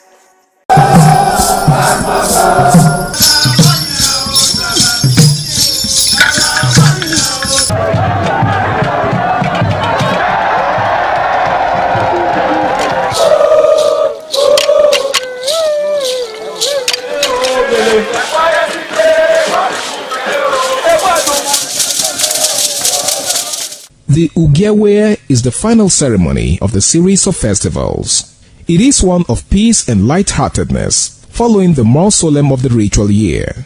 Ugewe is the festival of the Ewe leaves, a symbol of good luck and joy. It is the most popular of all that heralds the dawn of a Benin New Year, new vow, newness of life and freshness of life, and a new hope for the future. In the evening, the Ewe leaves are presented to the Oba of Benin in grand style in a colorful ceremony.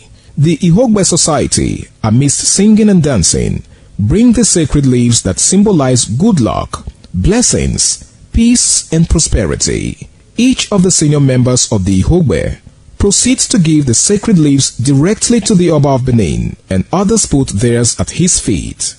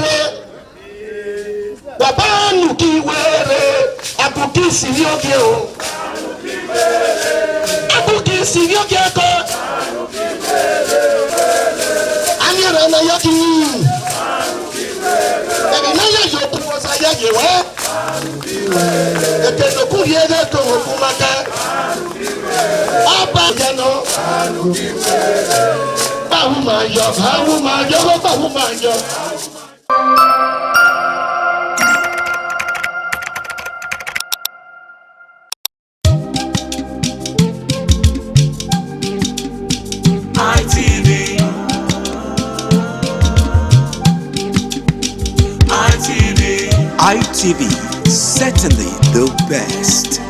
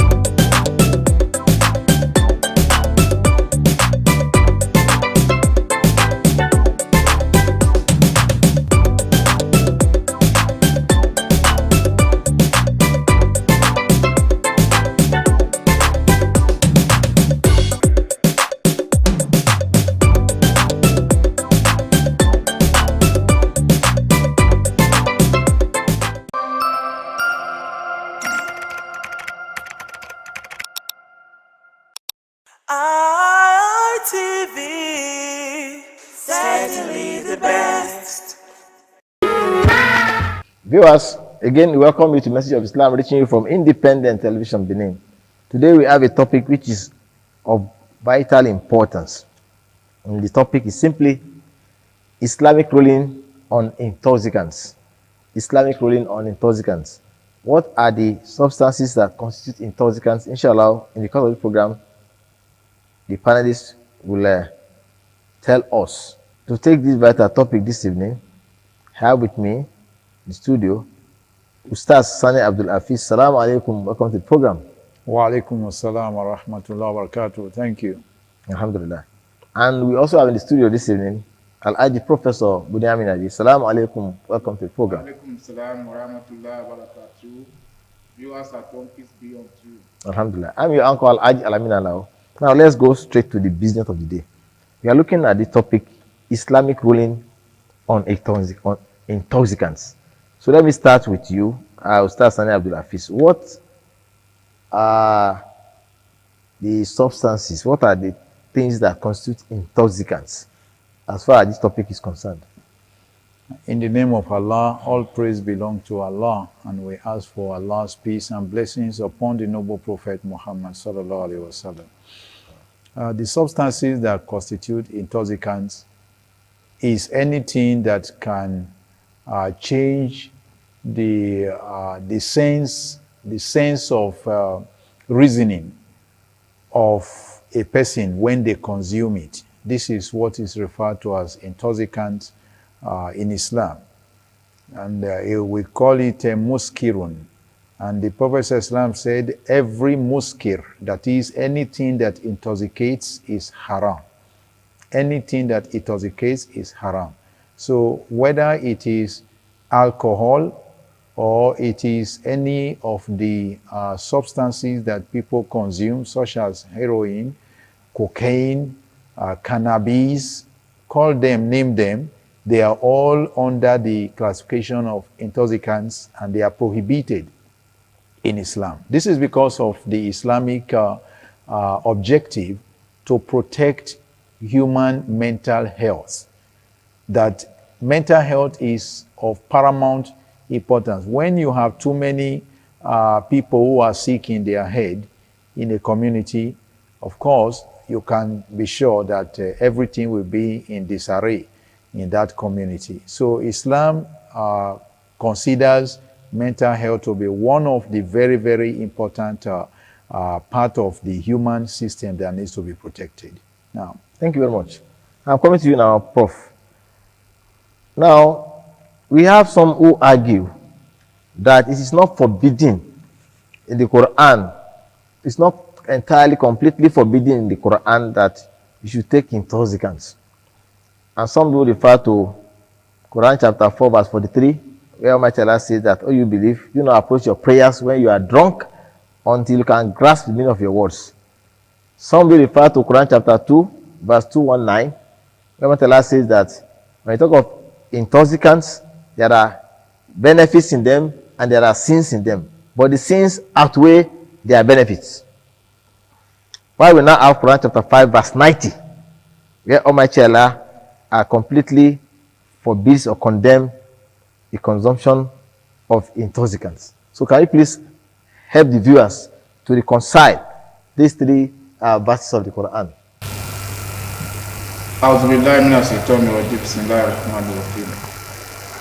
You see, when Almighty Allah gives us an instruction in the Quran, sometimes it goes by way of telling us direct instruction, and there are some that pass through stages depending on the way the society is viewed.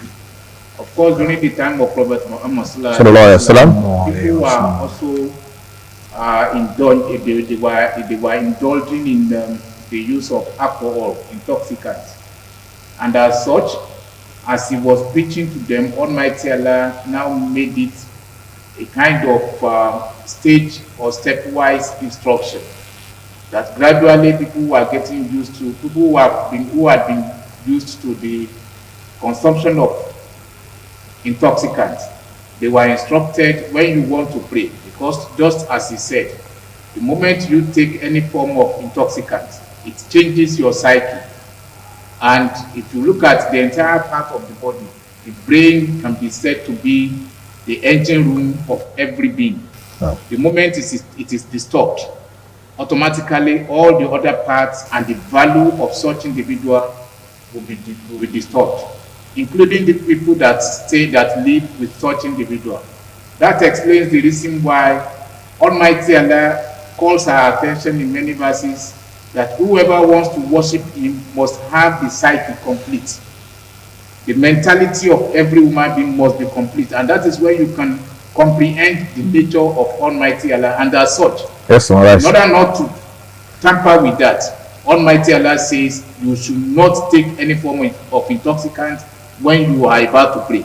The second stage was that if you feel you are taking it for any pleasure, for anything, it could be an advantage to you, but the main evil, the main sins that you commit after taking it is worse and much more than the advantage that you feel you are taking from it. And the final one, which Almighty Allah said that if any act of intoxicant, divination, and arrow train, all these are handworks of Shaitan.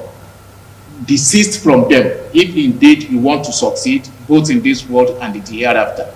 And that one seals it, that whoever wants to succeed before fellow human being and before Almighty Allah on the day of accountability, such individual must get away from taking intoxicants, no matter how little it is. Thank you very much. Yes, if you are just joining us, we are looking at the topic Islamic rulings on intoxicants. Islamic rulings on intoxicants. So those of you who try to argue that the Quran did not completely prohibit consumption of intoxicants, you've heard the explanation now, the exegesis of the Quran. The first verse revealed, we are told that do not approach your prayers when you are drunk until you can grasp the meaning of your words. Then they are just embrace Islam. And you know, in those days, during the Jahiliyyah period, they drink alcohol like water. So they embrace Islam, but they are still consuming alcohol. And those who now want to say Salah, God asks, if you want to pray, don't drink. Then some say, okay, I will not drink when I want to pray, but I will drink when I'm not about to pray. Then second verse also came, Quran 4:43, that there are benefits in them. And Quran chapter 2 verse 219, there are benefits in them, there are sins in them, but the sins outweigh the benefits. Why some stop consuming it? That, oh, since the sins outweigh the benefits, I will not consume them again. Before the final verse now came, we are now described it along with gambling, that they are abominations devised by the devil. That will you not abstain from them? Abstain from them so that I can be successful. Now, Islamic rulings on intoxicants. What are the sins? What are the consequences of consuming intoxicants? Does it have anything to do? Is there any correlation between it and crime rate in the society? What other thing? Why do you think we are asked to abstain from intoxicants? The verse of the Quran where Allah subhanahu wa ta'ala stepwise and systematically prohibited intoxicant. As you mentioned, Allah said the benefits, you say you have some benefits in them, but then the disadvantage, the harm that you will suffer from consuming them is more than the advantages that you think you get from them. Obviously, the Prophet ﷺ said, as a way of, making it non-negotiable to say you want to consume intoxicant. He said, Allah has not put the cure of any disease in that which He has prohibited. So that you cannot say that I am taking this alcohol, I'm taking this intoxicant because of my health. Some people say that they take intoxicant because they want to do away with their worries. When they are having issues with their wives or their families or in the office, they want to take intoxicant in order to throw them away from, the normal thinking, so that they don't feel the pain. But this is not a solution. In fact, medically, it is documented today that some of the stroke cases, consumption of intoxicants is becoming one of the risk factors in people that are having crises of stroke. Before you have stroke more in the elderly. Now you are now having stroke in middle adults because of what? Consumption of these intoxicants. It's a risk factor, as has been mentioned. Now, the Prophet Islam, still to make it, there is no way. He's saying that whatever intoxicates in little quantity, then it is, in large quantity, is prohibited in the smallest quantity. So that you cannot say, I can consume it. Then besides, if a person has become an addict of consuming intoxicants, the person risks his salah being accepted. So that it's not just about, it's me, it's my business, I consume it, it's not your business.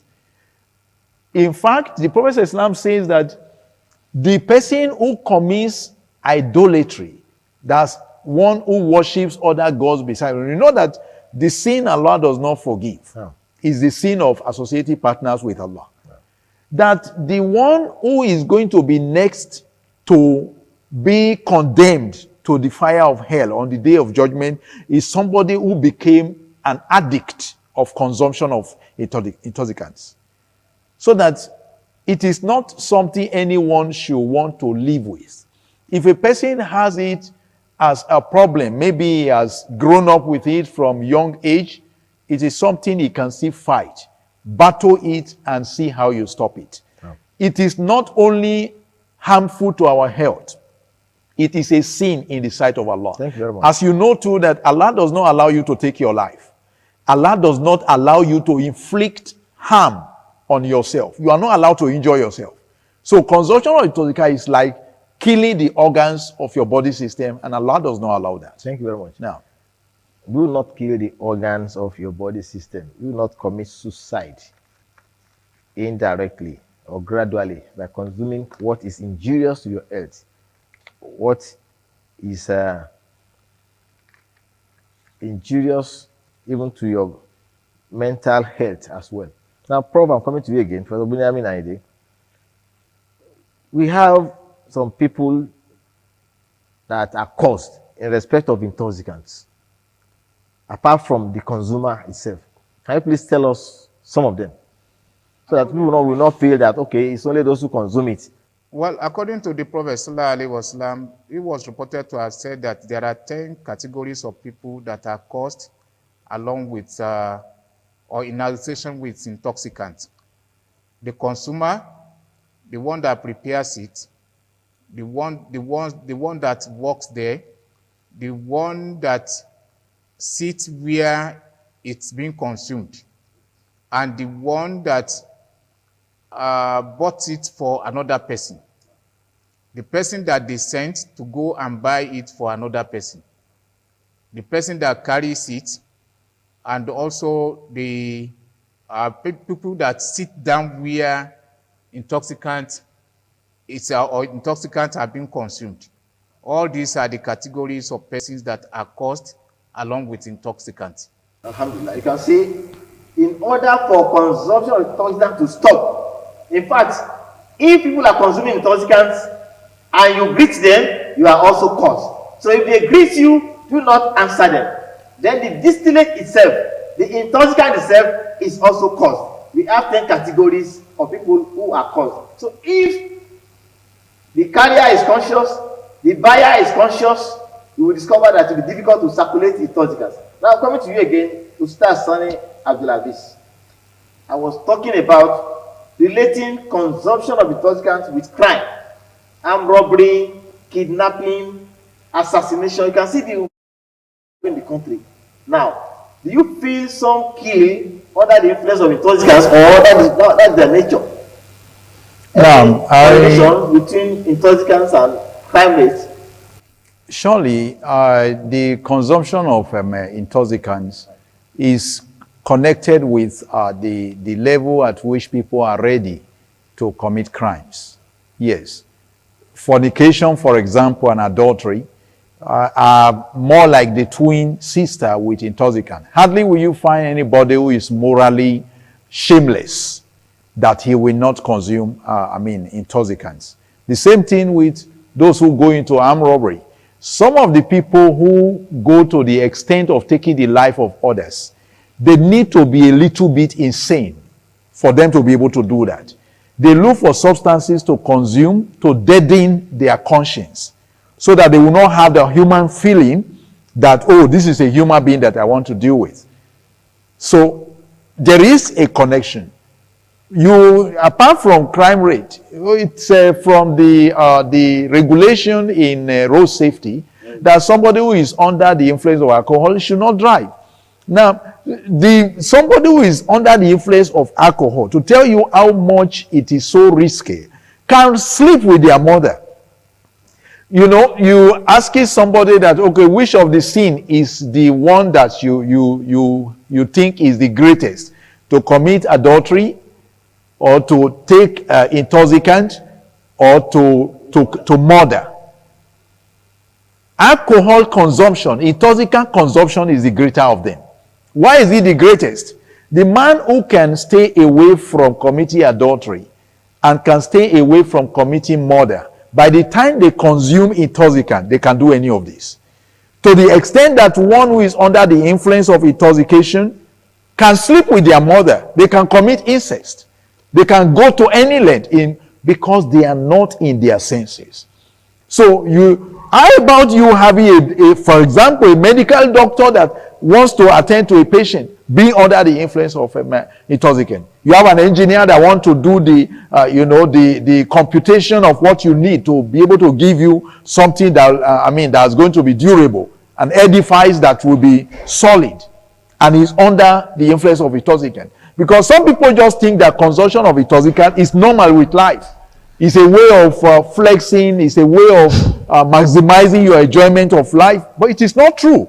You are harming yourself. You are harming others.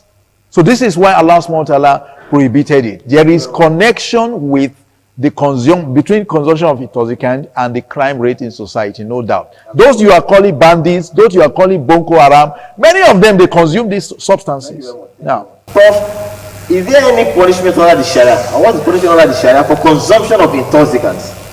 And then some of the students now take different substances. And maybe you are a professor in the University of Benin. So you must have had some experience concerning what I'm talking about. Can you please advise the viewers and the students of the need to abstain from intoxicants? Well, from Islamic point of view, if one is known to have taken any form of intoxicant, the person should be given 80 strokes of the cane. Yes. Now, aside that, for our youths today, generally, students and other people that belong to the category of those that we call youth, even the adults, everyone supposed to go away from any act of intoxicant. There are nowadays different forms.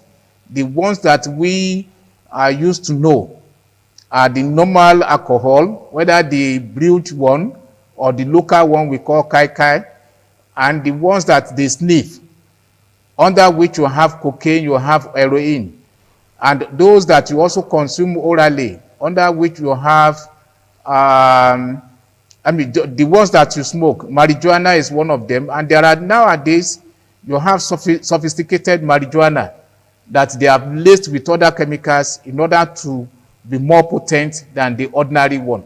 And people also use marijuana in order to cook rice or cook beans. And apart from that, some eat it raw. All these are various forms through which people consume them. And some go to the extent of taking some other drugs like codeine, which in the medical circle is used in order to cure heart cough. And people have abused it. They take it excessively and it deadens the cells, it deadens the senses. And not only this, there are so many other ones that people take in one form or another. Some even go to the extent of mixing some of these drugs with yogurt. And after taking them, There is this one they call the tramadol. Even there is another one more potent than tramadol, that after taking it, the person may be rolling inside the mud. The person will lose senses, and there are so many of them that people take. We have to go away from them, because the moment you take them, the individual becomes useless to himself and becomes a permanent problem to the entire society. Thank you very much. Viewers, this is what we can take today on the program Message of Islam. The topic discussed Islamic ruling on intoxicants. Intoxicants include tramadol, codeine, marijuana, heroin, cocaine, whatever can affect your mental health is forbidden completely in Islam, and it's also sinful. When you have consumed them, you cannot approach your salat. And the punishment in Islam was even 40 strokes of the cane before it was increased to 80 strokes of the cane at the time of Umar bin al-Khattab. Close to 100 strokes of the cane, which is punishment for fornication. Thanks for coming, Professor Bunyamin Aide, and thanks for coming, Ustaz Sani Abdulhafiz. I'll be your anchor, Al-Aj Alamin Alao. Viewers abstain completely from intoxicants. Assalamu alaikum wa rahmatullahi wa barakatuh. Alaikum assalam wa rahmatullahi wa barakatuh.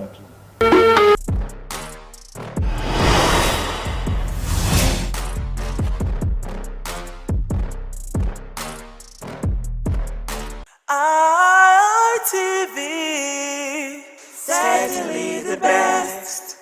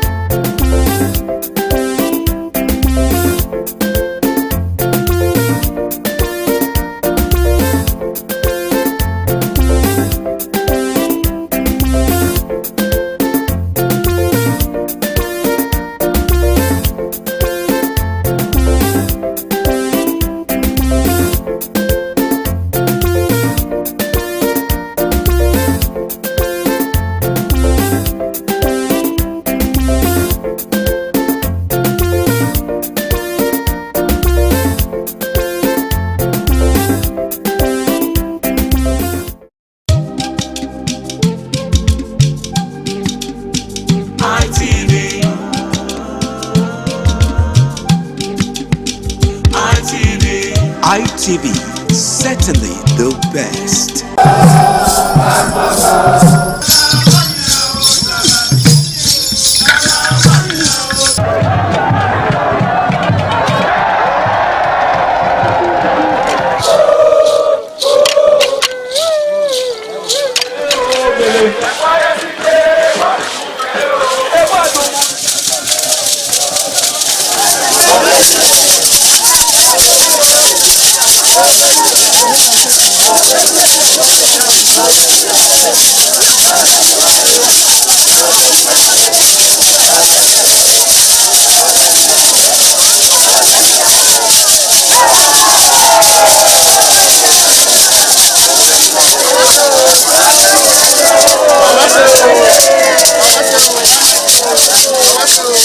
Top on the list of the initiates was the eldest son of the Esama of Benin and former governor of Edo State, Chief Lucky Nosakare Igbenedion. 11 of his siblings, namely Bright Ayamekwe Igbenedion, Honorable Charles Osemwige Igbenedion, Peter Osawari Igbenedion, Dr. Fred Osanwi Igbenedion, Barrister Mike Osarene Igbenedion, Efosa Douglas Igbenedion, Ukbonwa Enes Igbenedion, Osawe Igbenedion, Edosa Igbenedion, Dr. Daniel Omorige Igbenedion, Agbon Steve Igbenedion, as well as the Executive Director Operations, ITV and Radio, Chief Elder Ugbeide Nwonse.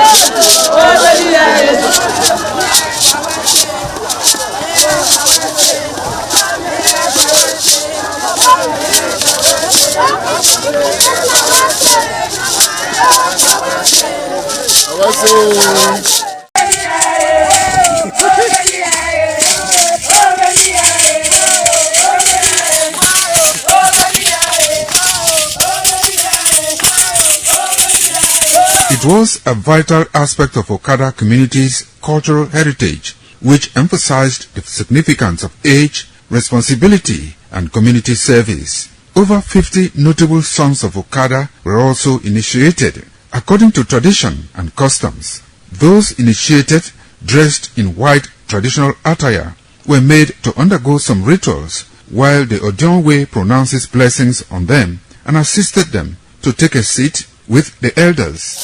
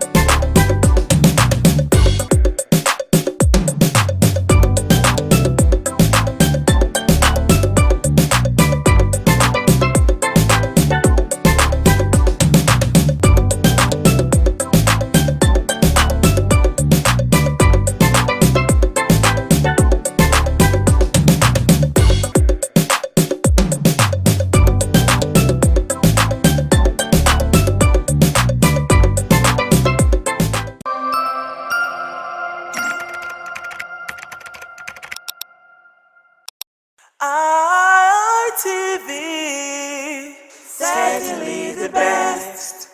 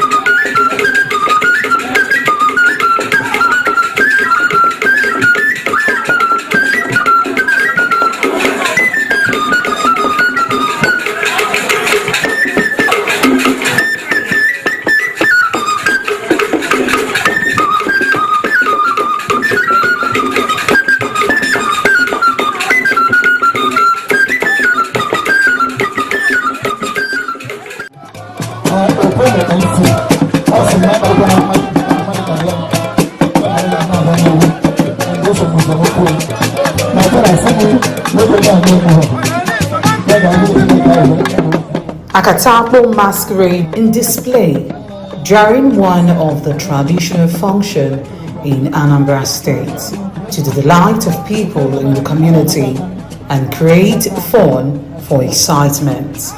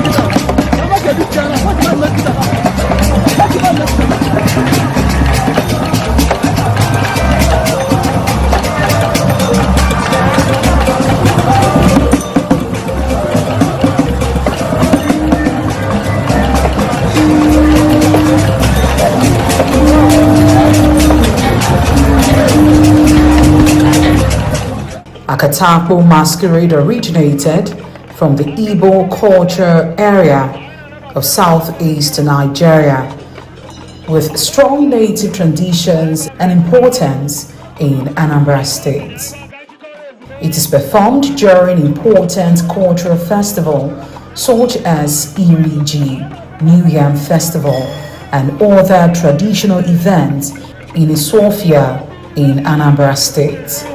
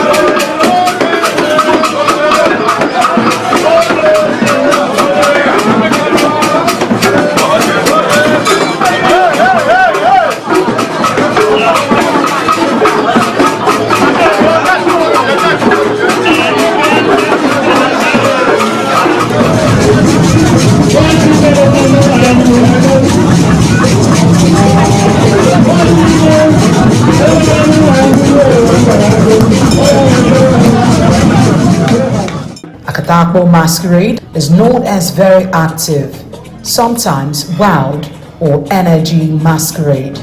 Due to its high energy and unpredictable movements, it usually requires strong handlers to manage it, sometimes with a rope tied around the waist to control its movements.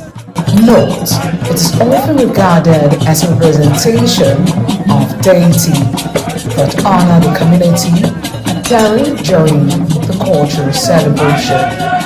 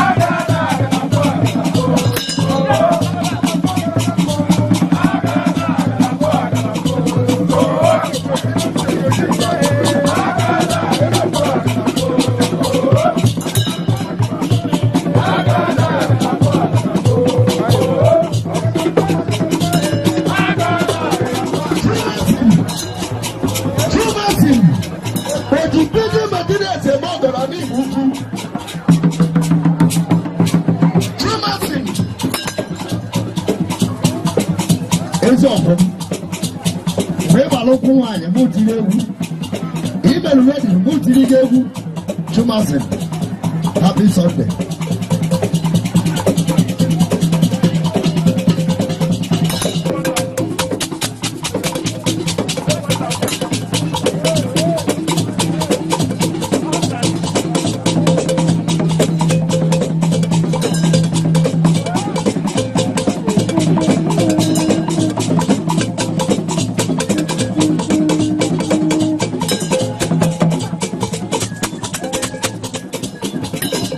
I got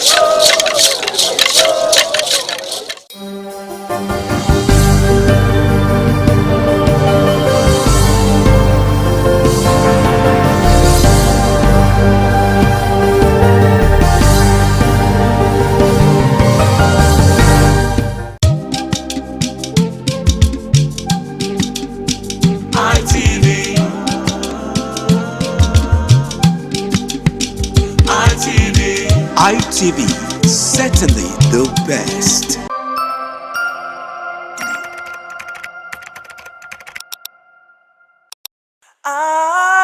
ITV, certainly the best.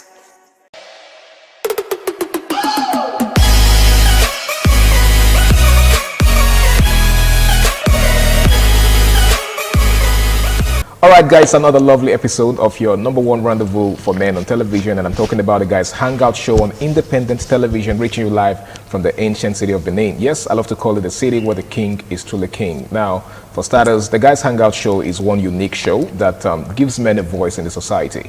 You know, in a society where men are really not given the pride of place, especially when it comes to self-expression. Right? Men are not giving the audience that they desire or that they deserve. Unlike the other gender, of course, you know, every time a woman cries out about marginalization, abuse, or whatever it is, society is always very quick to react, unlike us men. So the real question is, why does it seem like the society is silent every time a man comes out, you know, to complain or cry about abuse? So that's basically what we're talking about tonight. Violence against men. Why does society seem silent? And of course, I'm not alone. I've got an amazing personality in the house with me. It's been a long time, and I know we haven't really done this in a long while. Yeah. He goes by the name of Michael Imagbejian. Yeah, you got that right. I did, right? Yeah. It's good to have you in the building, bro. Thank you very much. Thank you very much. It's been a while. How's your day been?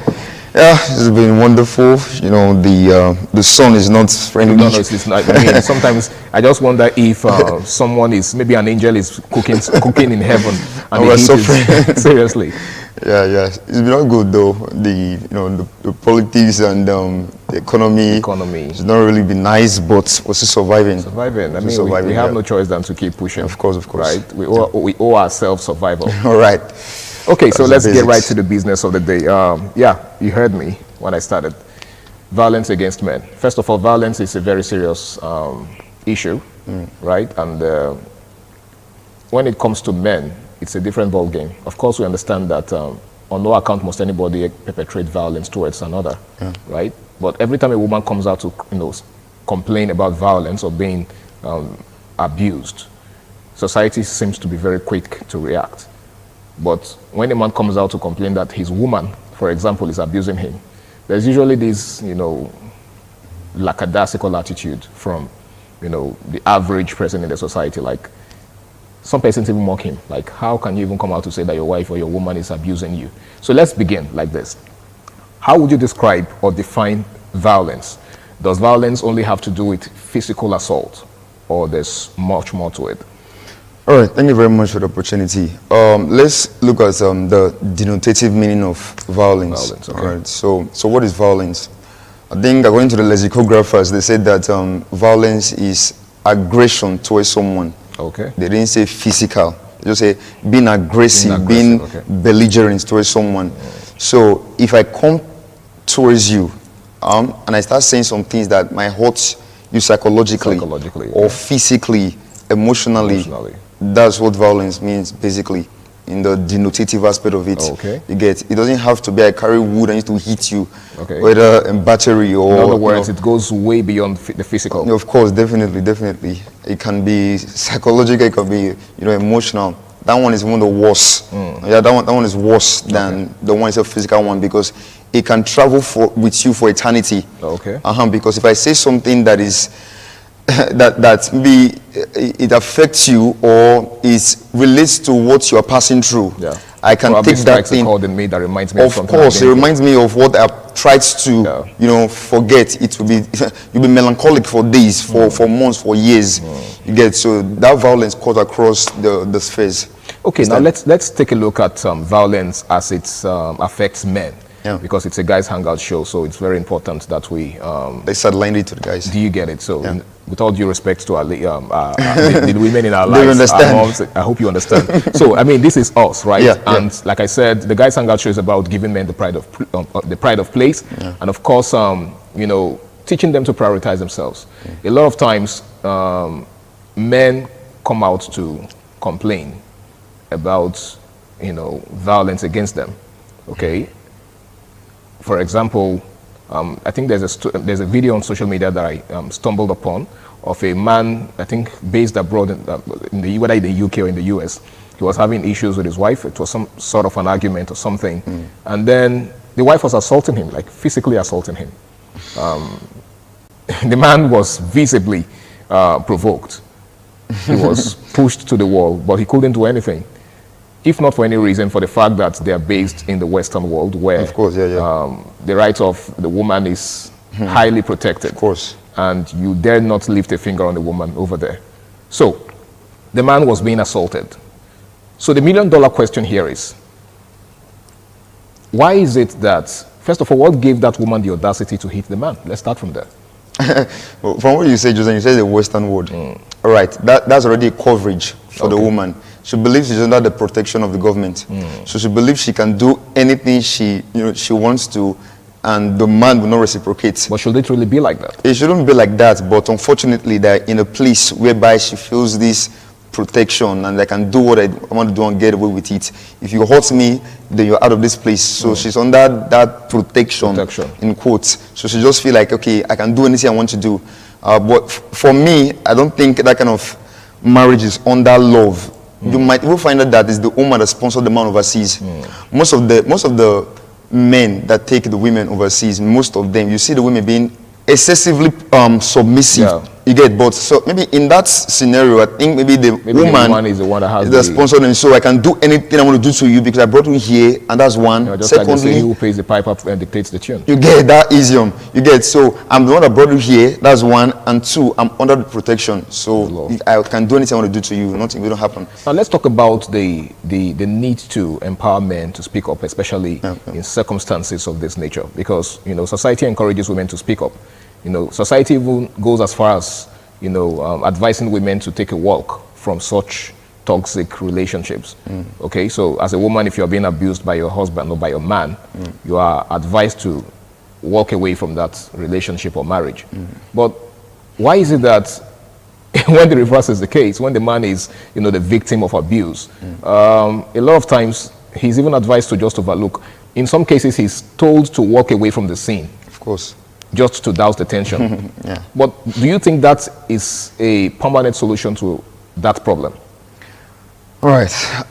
Definitely, running away is not actually the best, has not always been the best, and will not always be the best. Okay. You get if let's use my as an example now. Let me use an exemplum. I beg your pardon. Okay. If I like someone, if I love someone, I wouldn't want the person to go, and I would not want to leave. Okay. Because, like I said in one of our episodes of the series, I said love is putting someone else's needs before yours. Above yours, Yeah, you understand. So I think I would try to devise a means for us to settle down, for everything to be copacetic. Like, I don't have to run. But if I get to see that, just because you love someone, a person you love can also leave you. A person you love can also leave you. I can't die because of you. There are many fish in the river. You understand? So we have to talk about it. If I see that it's not working out, then I won't use the door. I will use the doors. I will have to run. Okay. You get? I will use the door. I'll use the window. I will flee. So because of the fact that I love you doesn't mean I will die in the relationship. You get? So, but the first time at the outset, what you need to do is talk it out with the person. The person is mature. The person is mature enough. Talk it out with the person. If it's not working out, then use the doors and use the windows. Okay, because you see, I was actually going to ask you what to do in a situation where dialogue doesn't seem to be working.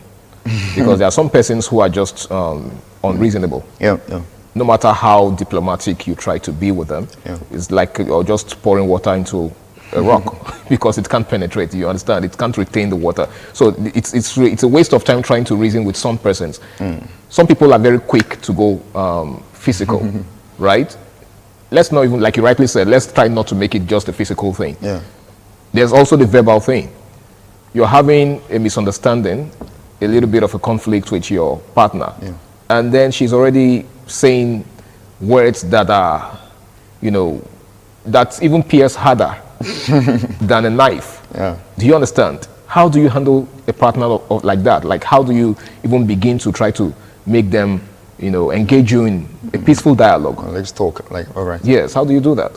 First of all, I think there's this idiom that says that where your treasure is, there your heart will be. All right. Now, a woman that is mature and loves you, I said mature and loves you. Okay. She will want to talk, because if she doesn't, without dialogue, you are not going anywhere. The situation will deteriorate. You may not even be able to identify the problem. Good. The situation will deteriorate. You understand? Yeah. So we have to talk. If she's interested in the man, she must find a way. She might be acting. She may be acting up, but she'll be like, okay, talk. Let me listen to what you want to say. She's just using means to just listen. Yeah.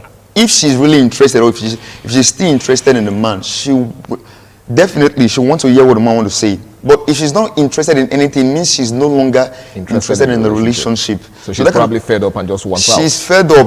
That thing that happened, that altercation that broke out, is just an excuse, a flimsy excuse for her to leave. It's been coursing through her veins for a long time. So you're saying that there are probably remote issues, unaddressed issues, that have been welling up in her. Yes, of course. That one was just the time bomb. Just set it off.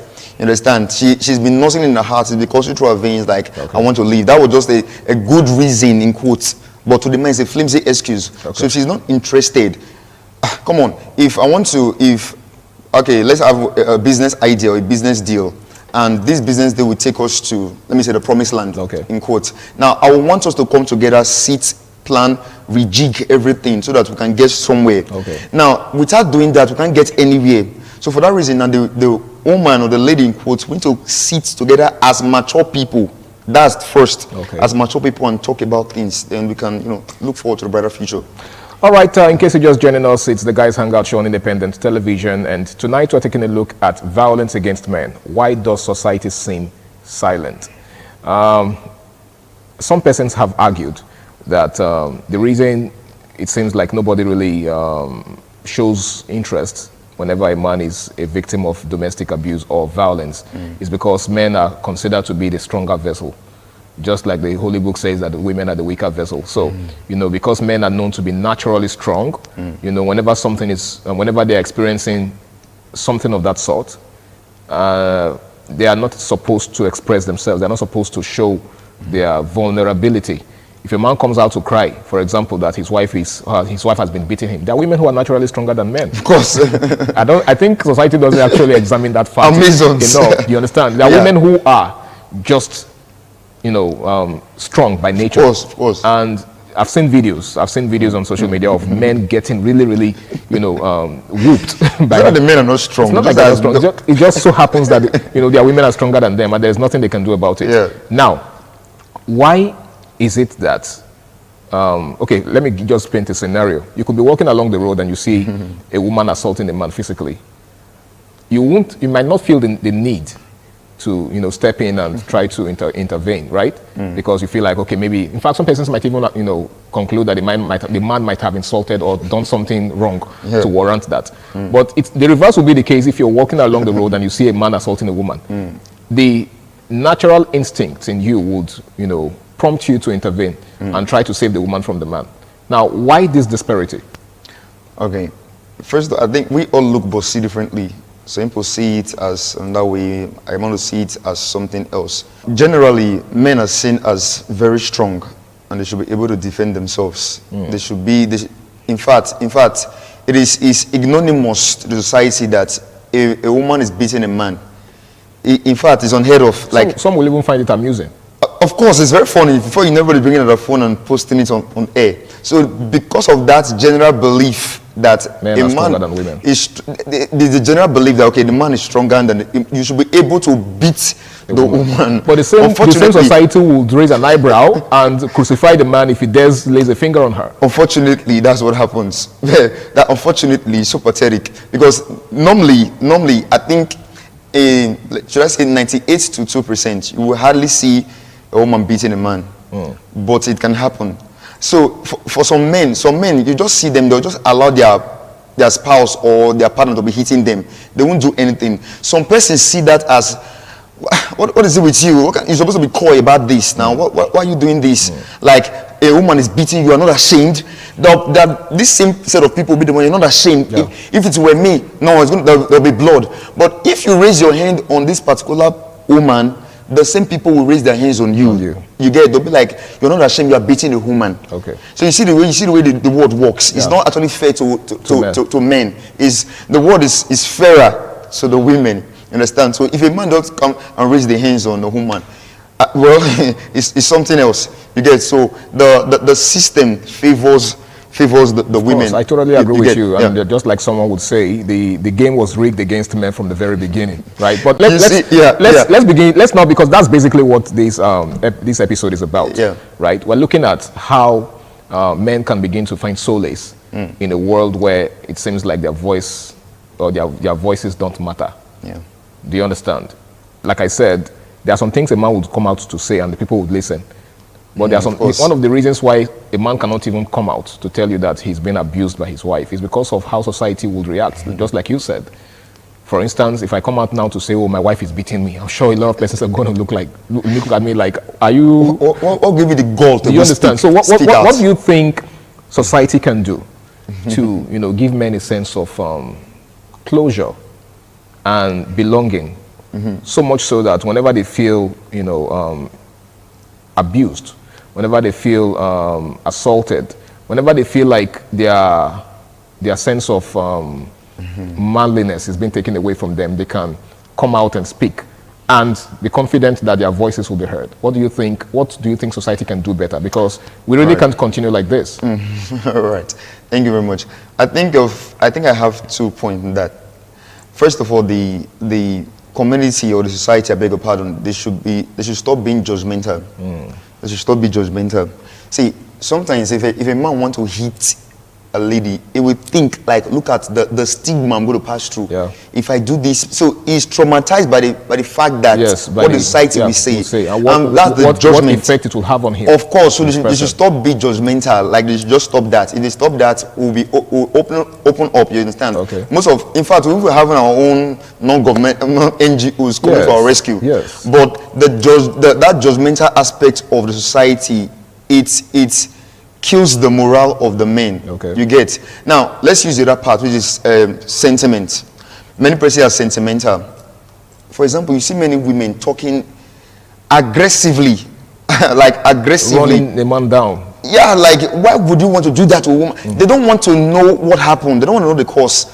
What happened is that you hit a woman that is a weaker vessel, the bearer of your children.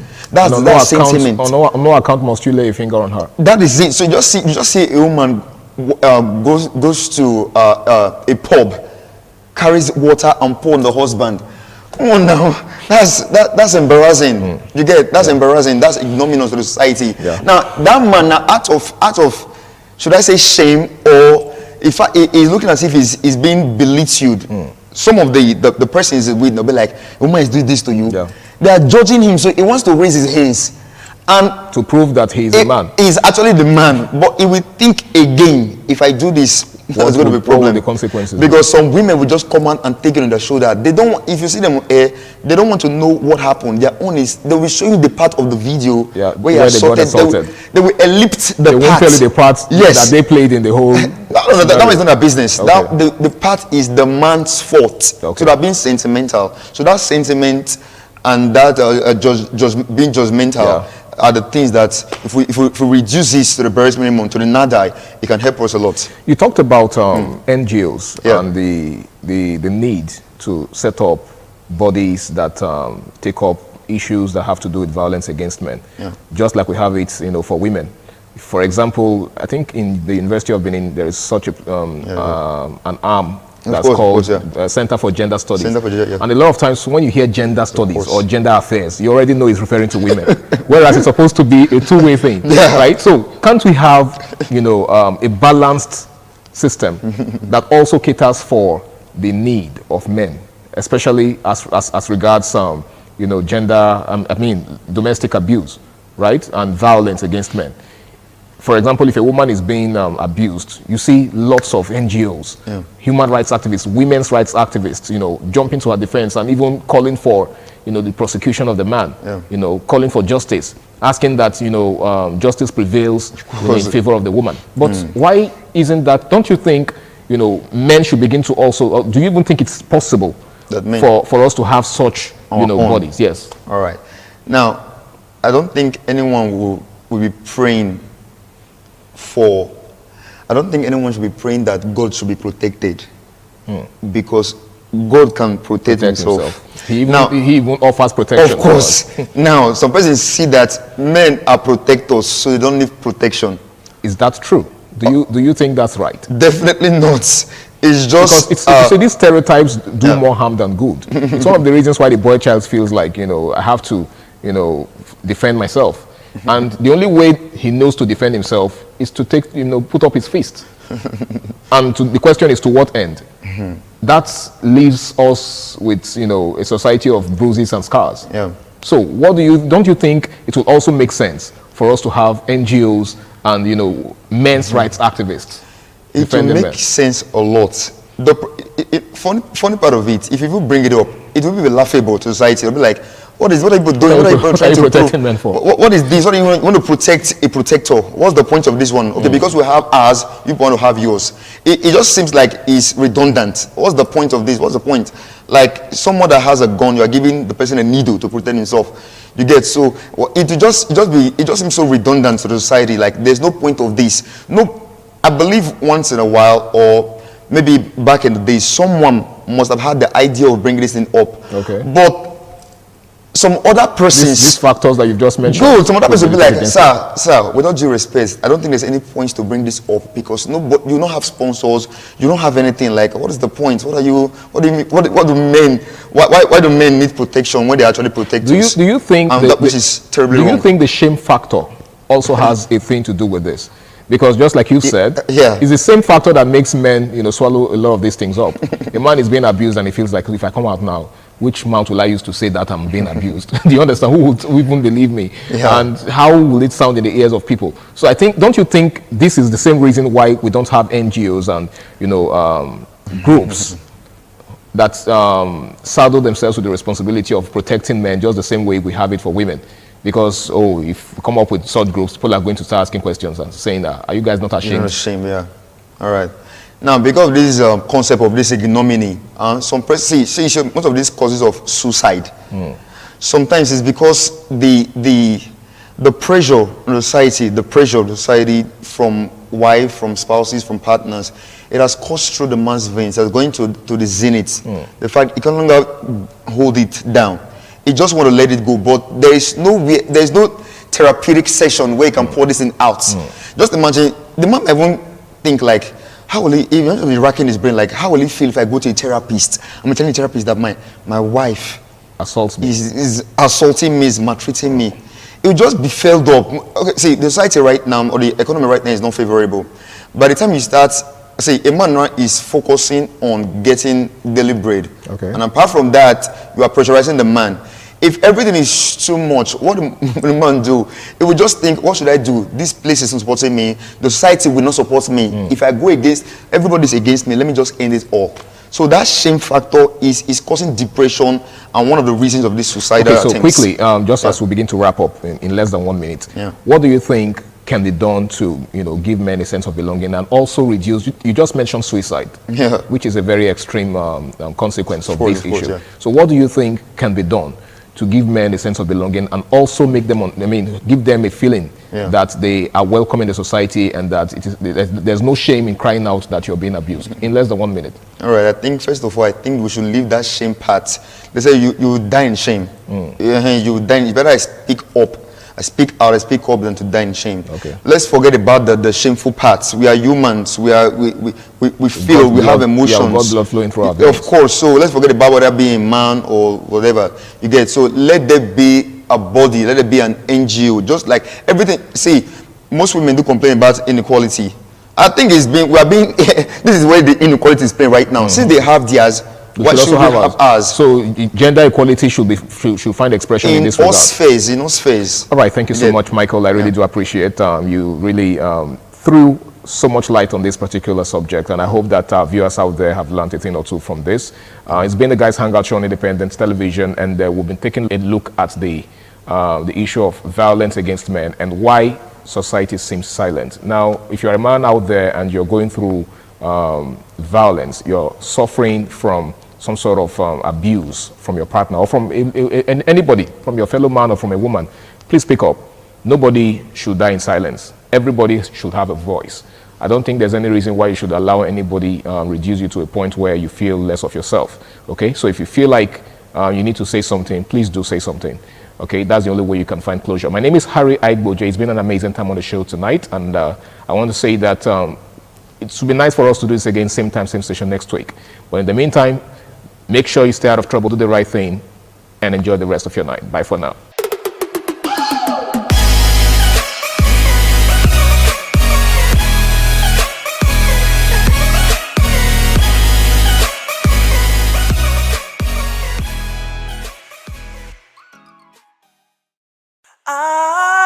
ITV, certainly the best.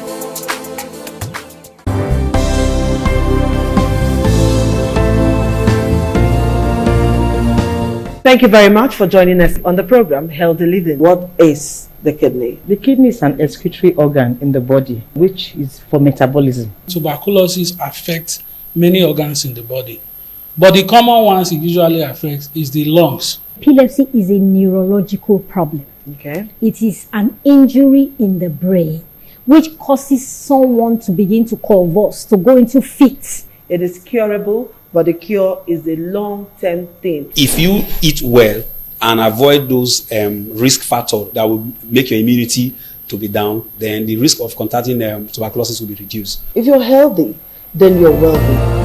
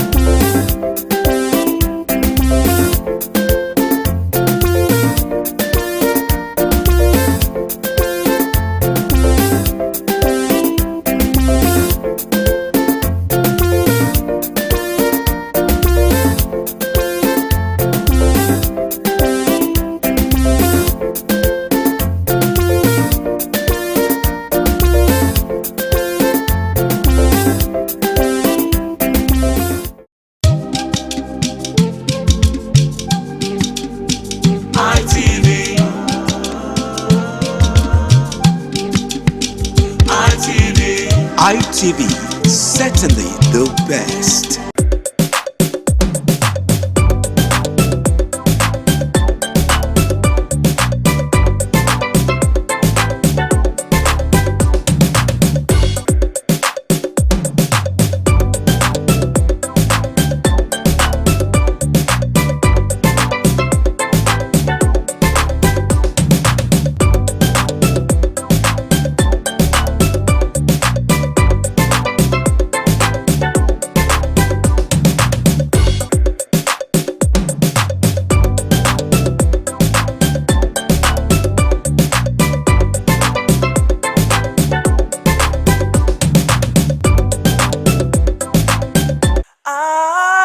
ITV, certainly the best.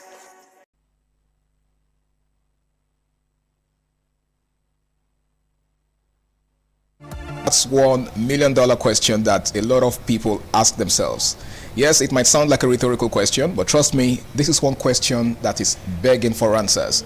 Now, a whole lot of adults might have been there and done that, but they haven't yet figured out who they are.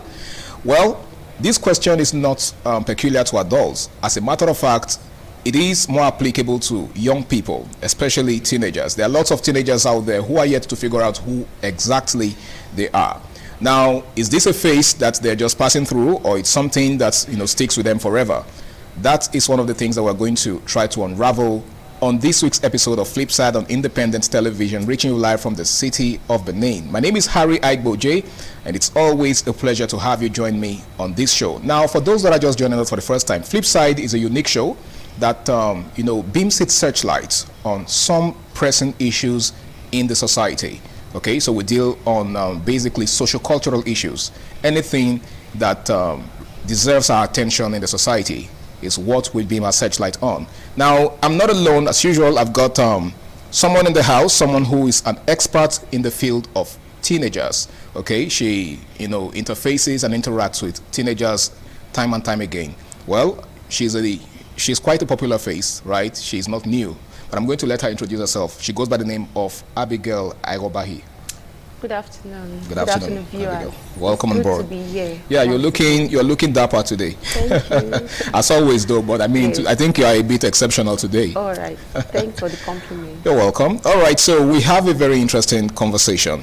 Teenage identity crisis, self-awareness, and esteem. So let's unravel the mystery. First off, when you hear questions like, has any teenager asked you that question before? Who am I? Or have you encountered situations where a teenager is confused about his or her identity before? All right. I've not really directly received that question of who am I from teenagers, but there are some experience I've had with teenagers, and I know that particular phase that they are in, or the particular question that they are asking me, or the challenges they are going through. I know it has to do with identity crisis.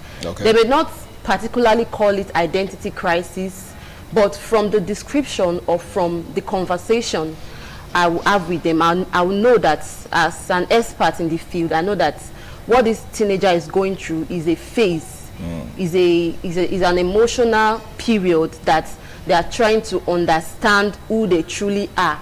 And the thing is that with time, they will actually get a thorough knowledge of who they are. But at that particular moment, at that time, they are so confused about their identity, about what they believe in. Sometimes they begin to question their values.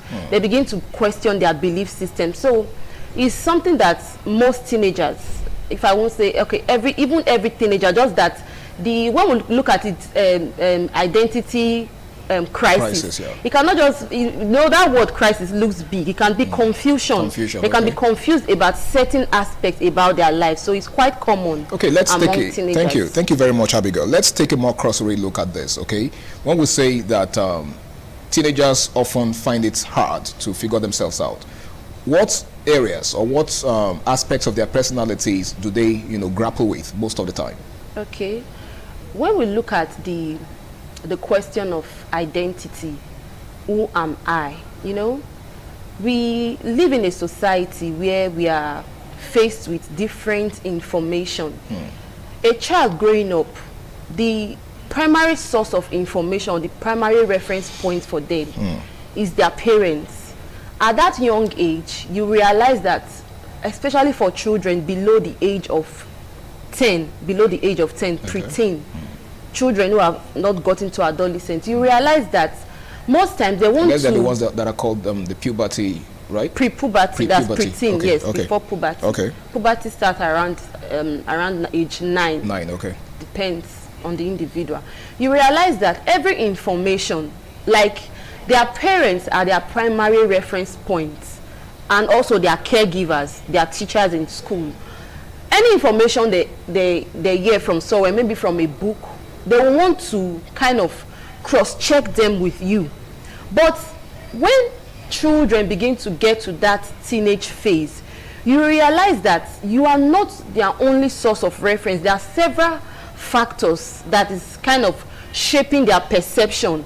Now, it will not kind of lead to a kind of confusion. Okay, this is what my parents and guardians, look at what they are saying concerning this particular set of beliefs or principles, and look at what my peers, especially when they get to that age, that teenage age of 13 and above, peer influence kind of become more like they listen more to their peers at that particular point. That doesn't mean they don't listen to their parents, but if such a child is growing up, or such a teenager is growing up in a home where the parents are negligent, or the parents are uninvolved, or the parents are kind of, they just leave them to themselves, they are like nonchalant about it. Yes, they are nonchalant. You don't have a hold over them, you don't set boundaries, there are no structures, or let's say the home is not a functional home.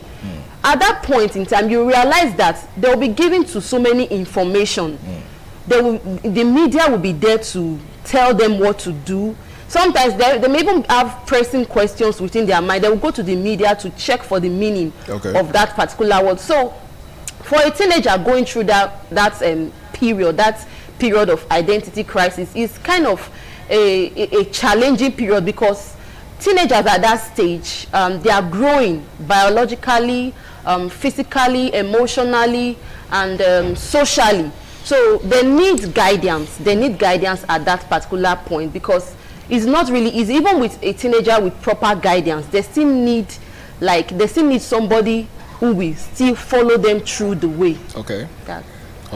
All right, thank you so much, Abigail. That was a very good starter. Well, if you're just joining us, it is Flip Side on Independent Television. We shall be going on our first break on the show. When we return, someone who's equally an expert in this field will be joining us on board. Please stay tuned.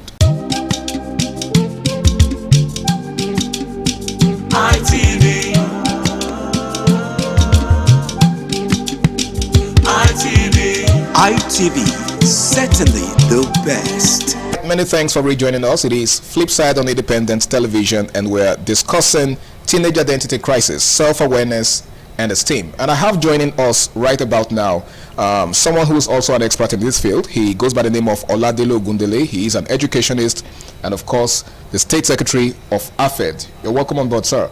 Thank you for having me. Thank you, viewers. Good afternoon.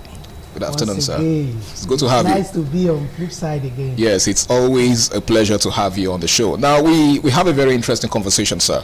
Just before you came, Abigail was opening our eyes to certain mysteries surrounding teenagers, especially as it concerns self-awareness and the entire identity crisis that teenagers go through at a certain stage of their lives. Now, I would like to know, and this goes to you, Mr. Dele, how does self-awareness help young people make better choices? First off, how would you define self-awareness? What's self-awareness to you? Okay, thank you very much. Just as the word go by, awareness, self-awareness, having a very proper understanding of your composition or the components, and if possible, talking about both emotional, intellectual, and even the preferences, the desires of these our. Does that also include your temperament as a person? Yes, temperamental classification, whatever, to know. It's very, very important. And when it comes to now, when you have this proper awareness, there's one thing that I've seen that I've make things better over the years for me when it comes to teenagers and singles. First of all, identify who you are, where you are. Then the next thing now goes to where you are going and who you want to be, because they are undergoing molding. Okay. So this self-awareness. Let's take that again. Who you are. Yes, who you are, what you are made up of, okay, and where you are going, or who you want to be. Who you aspire to be. Who you aspire to be. Okay. Very, very important. And not just the teenagers, even the guardians. We must have this understanding. Talking about we parents, with mentors and guardians. When you have this, it helps us to now take off from a point, and we can move trajectory towards a certain stage or point we want to take that child to. All right, thank you so much, Mr. Dele, for that very insightful one. Now, I'd like to ask you, Abigail, in opening, I said that some adults also struggle with identity crisis. How true is that? Well, it's true. It's true that some adults will sometimes struggle with identity crisis, though a developmental psychologist known as Erik Erikson. He said the adolescent stage is the period of identity and role confusion. And sometimes when, life is in process. Okay. Life is in process. When you jump one particular process, you don't leave it, you don't actualize it at that particular point. You are going to meet it in the future. So that's the reason why. Just like if you didn't complete you are a certain in phase a of hurry. your life. Yes, you are in a hurry. You just want to grow up so quick. You just want to become an adult so quick. Okay. So it is normal for that thing to have spiral effect. What about effect. children who were forced to become by life adults? circumstances That's to become it. adults? They will also experience it when they become adults. So that thing they didn't experience as a teenager, they will meet it when they become adults. So they begin to have identity crisis. They become confused about who they are. Sometimes it affects their relationship. It affects even their parenting. A parent will find it difficult. We talk about self-awareness. There are some parents that are not self-aware. Self-awareness means understanding who you are and what led to who you are. Sometimes people will tell you that something happened to you in the past and you didn't heal properly from that thing. So at the end of the day, it begins to have spillover effect. It will affect your relationship. It will affect the way you parent your children. Is that the same thing as a trauma? It can be a trauma. Depends. It can be a trauma. Sometimes it can be our life experiences. Maybe the kind of home we were raised, the kind of maybe a child that was a victim of sexual abuse.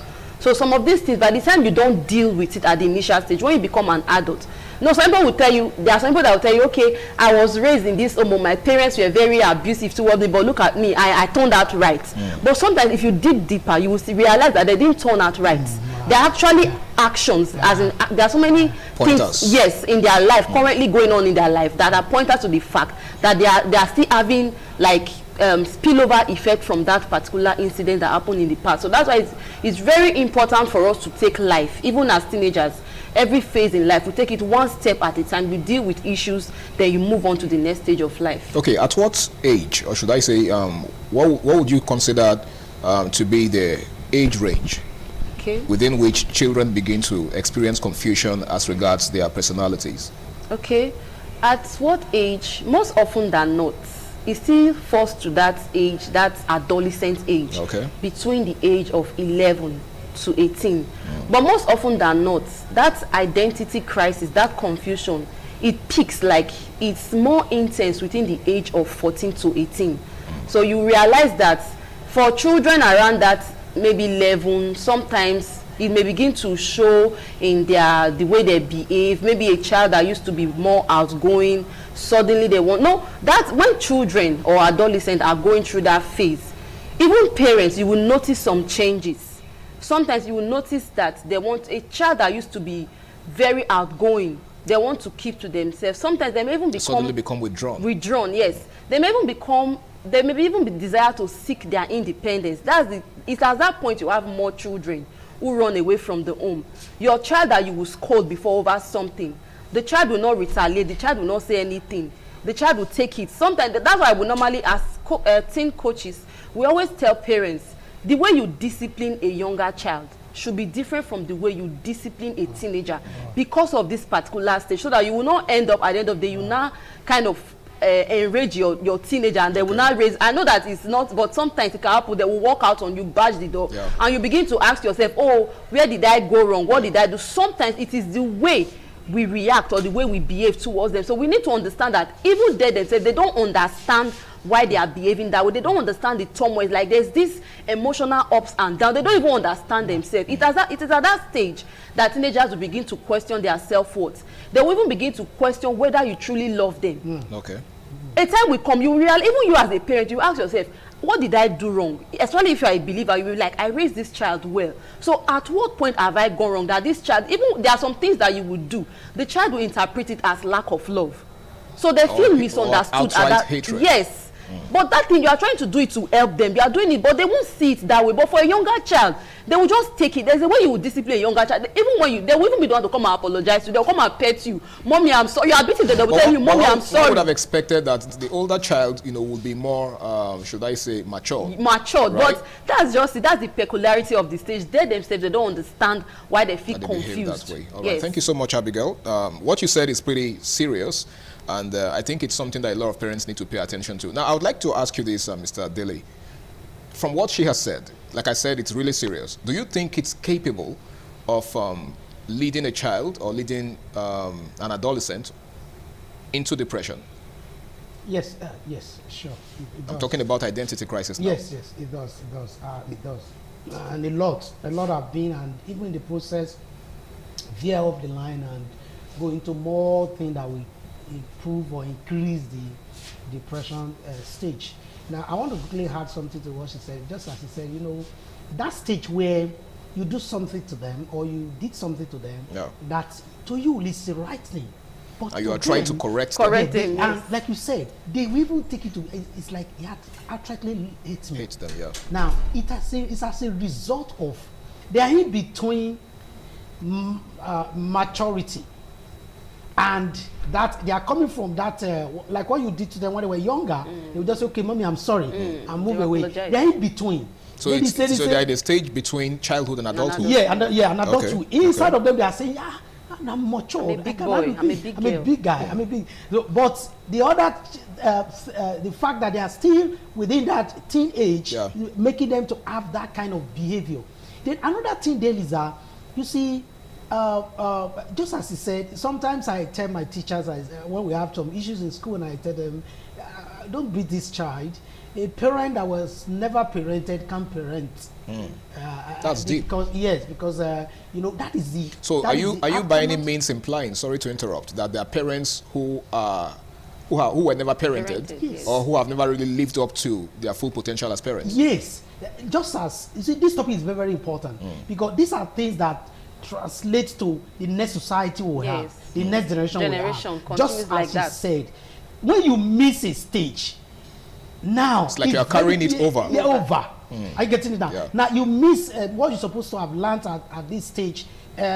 You miss at this later. It's most difficult to get back, or it's most difficult to because you've outgrown that stage. You have outgrown that stage. Now, when it comes to depression, one of the things that happen to this because of they also have peer groups. Yes. That's why there are a lot of influential activities that influence that they are molding. So you as parents, you have to learn them.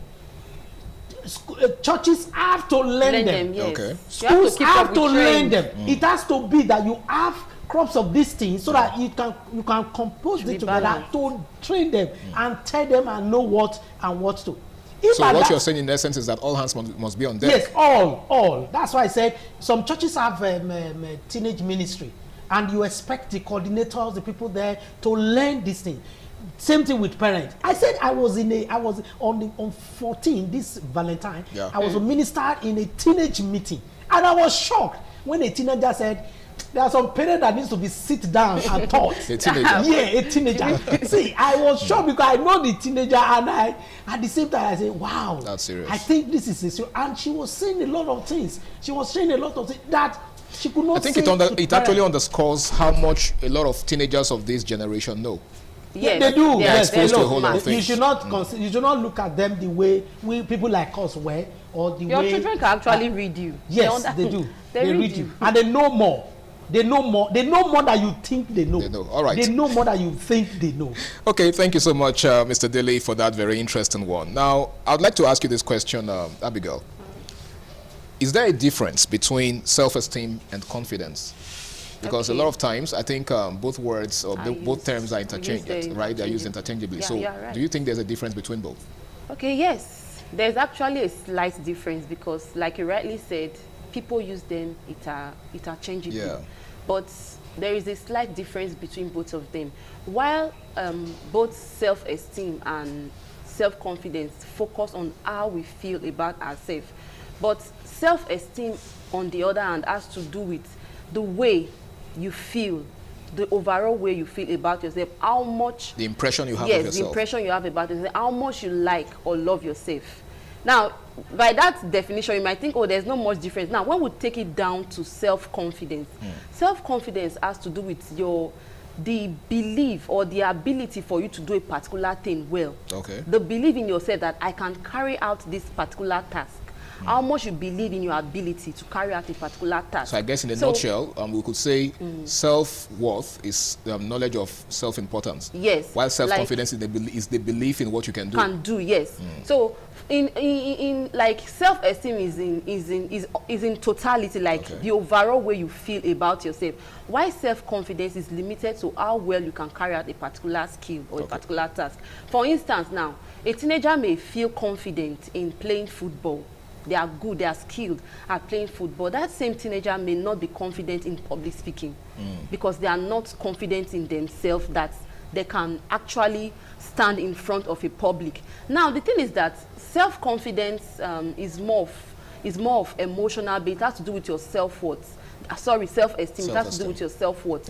While self-confidence is more of skill-based. It's more skill-based. And another difference is that... Or performance-based. Yes, performance-based. Another difference is that you can have a high self-esteem but have low confidence, because your self-esteem is positive, it is healthy, but in certain areas you are not confident in your ability to deliver or do that particular thing. That doesn't mean that you have low self-esteem, just that in a particular skill or in a particular area you are not confident enough to do that thing, but you believe in yourself, you believe in your self-worth, you have your self-esteem is positive. Then on the other hand, somebody can have kind of high confidence but have low self-esteem. Yes, it's possible. Somebody can have high confidence, maybe they can sing very well, they are talented, but sometimes they still look down on themselves, they still feel inferior. You know, somebody said something that most great people, they have that kind of lack of self-esteem or lack of confidence in themselves. Even when they can do something very well, they still have this feeling that I'm not good enough. So somebody can be good. You are seeing this person that you are good, you are beautiful, you are okay, but they are not seeing it in themselves. So it takes you seeing it for you to be able to kind of live it. So if you don't believe in it, you cannot actually live it.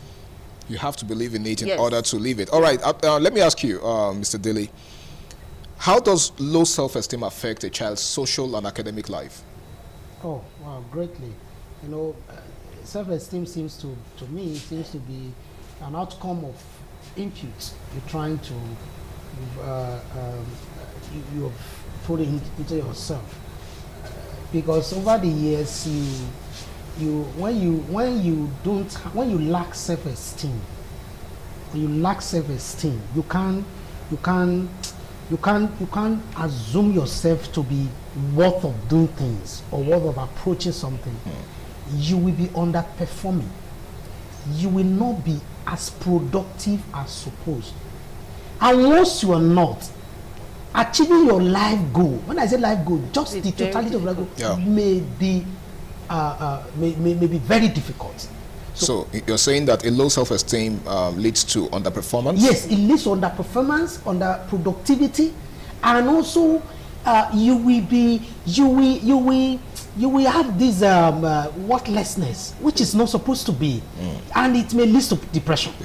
Yes, it may lead just like you made mention of earlier. Sometimes among your peer group, you will not be able to perform and do what you're supposed to do, or what you could do. This is where mentors comes in. This is where guidance comes in. This is where parenting comes in. In fact, all teenagers are supposed to be under the mentorship or guidance of one person or the other. All right, just before you throw more light on the mentorship part of the conversation, we have to go on this very important break. The program continues afterwards. Please stay tuned.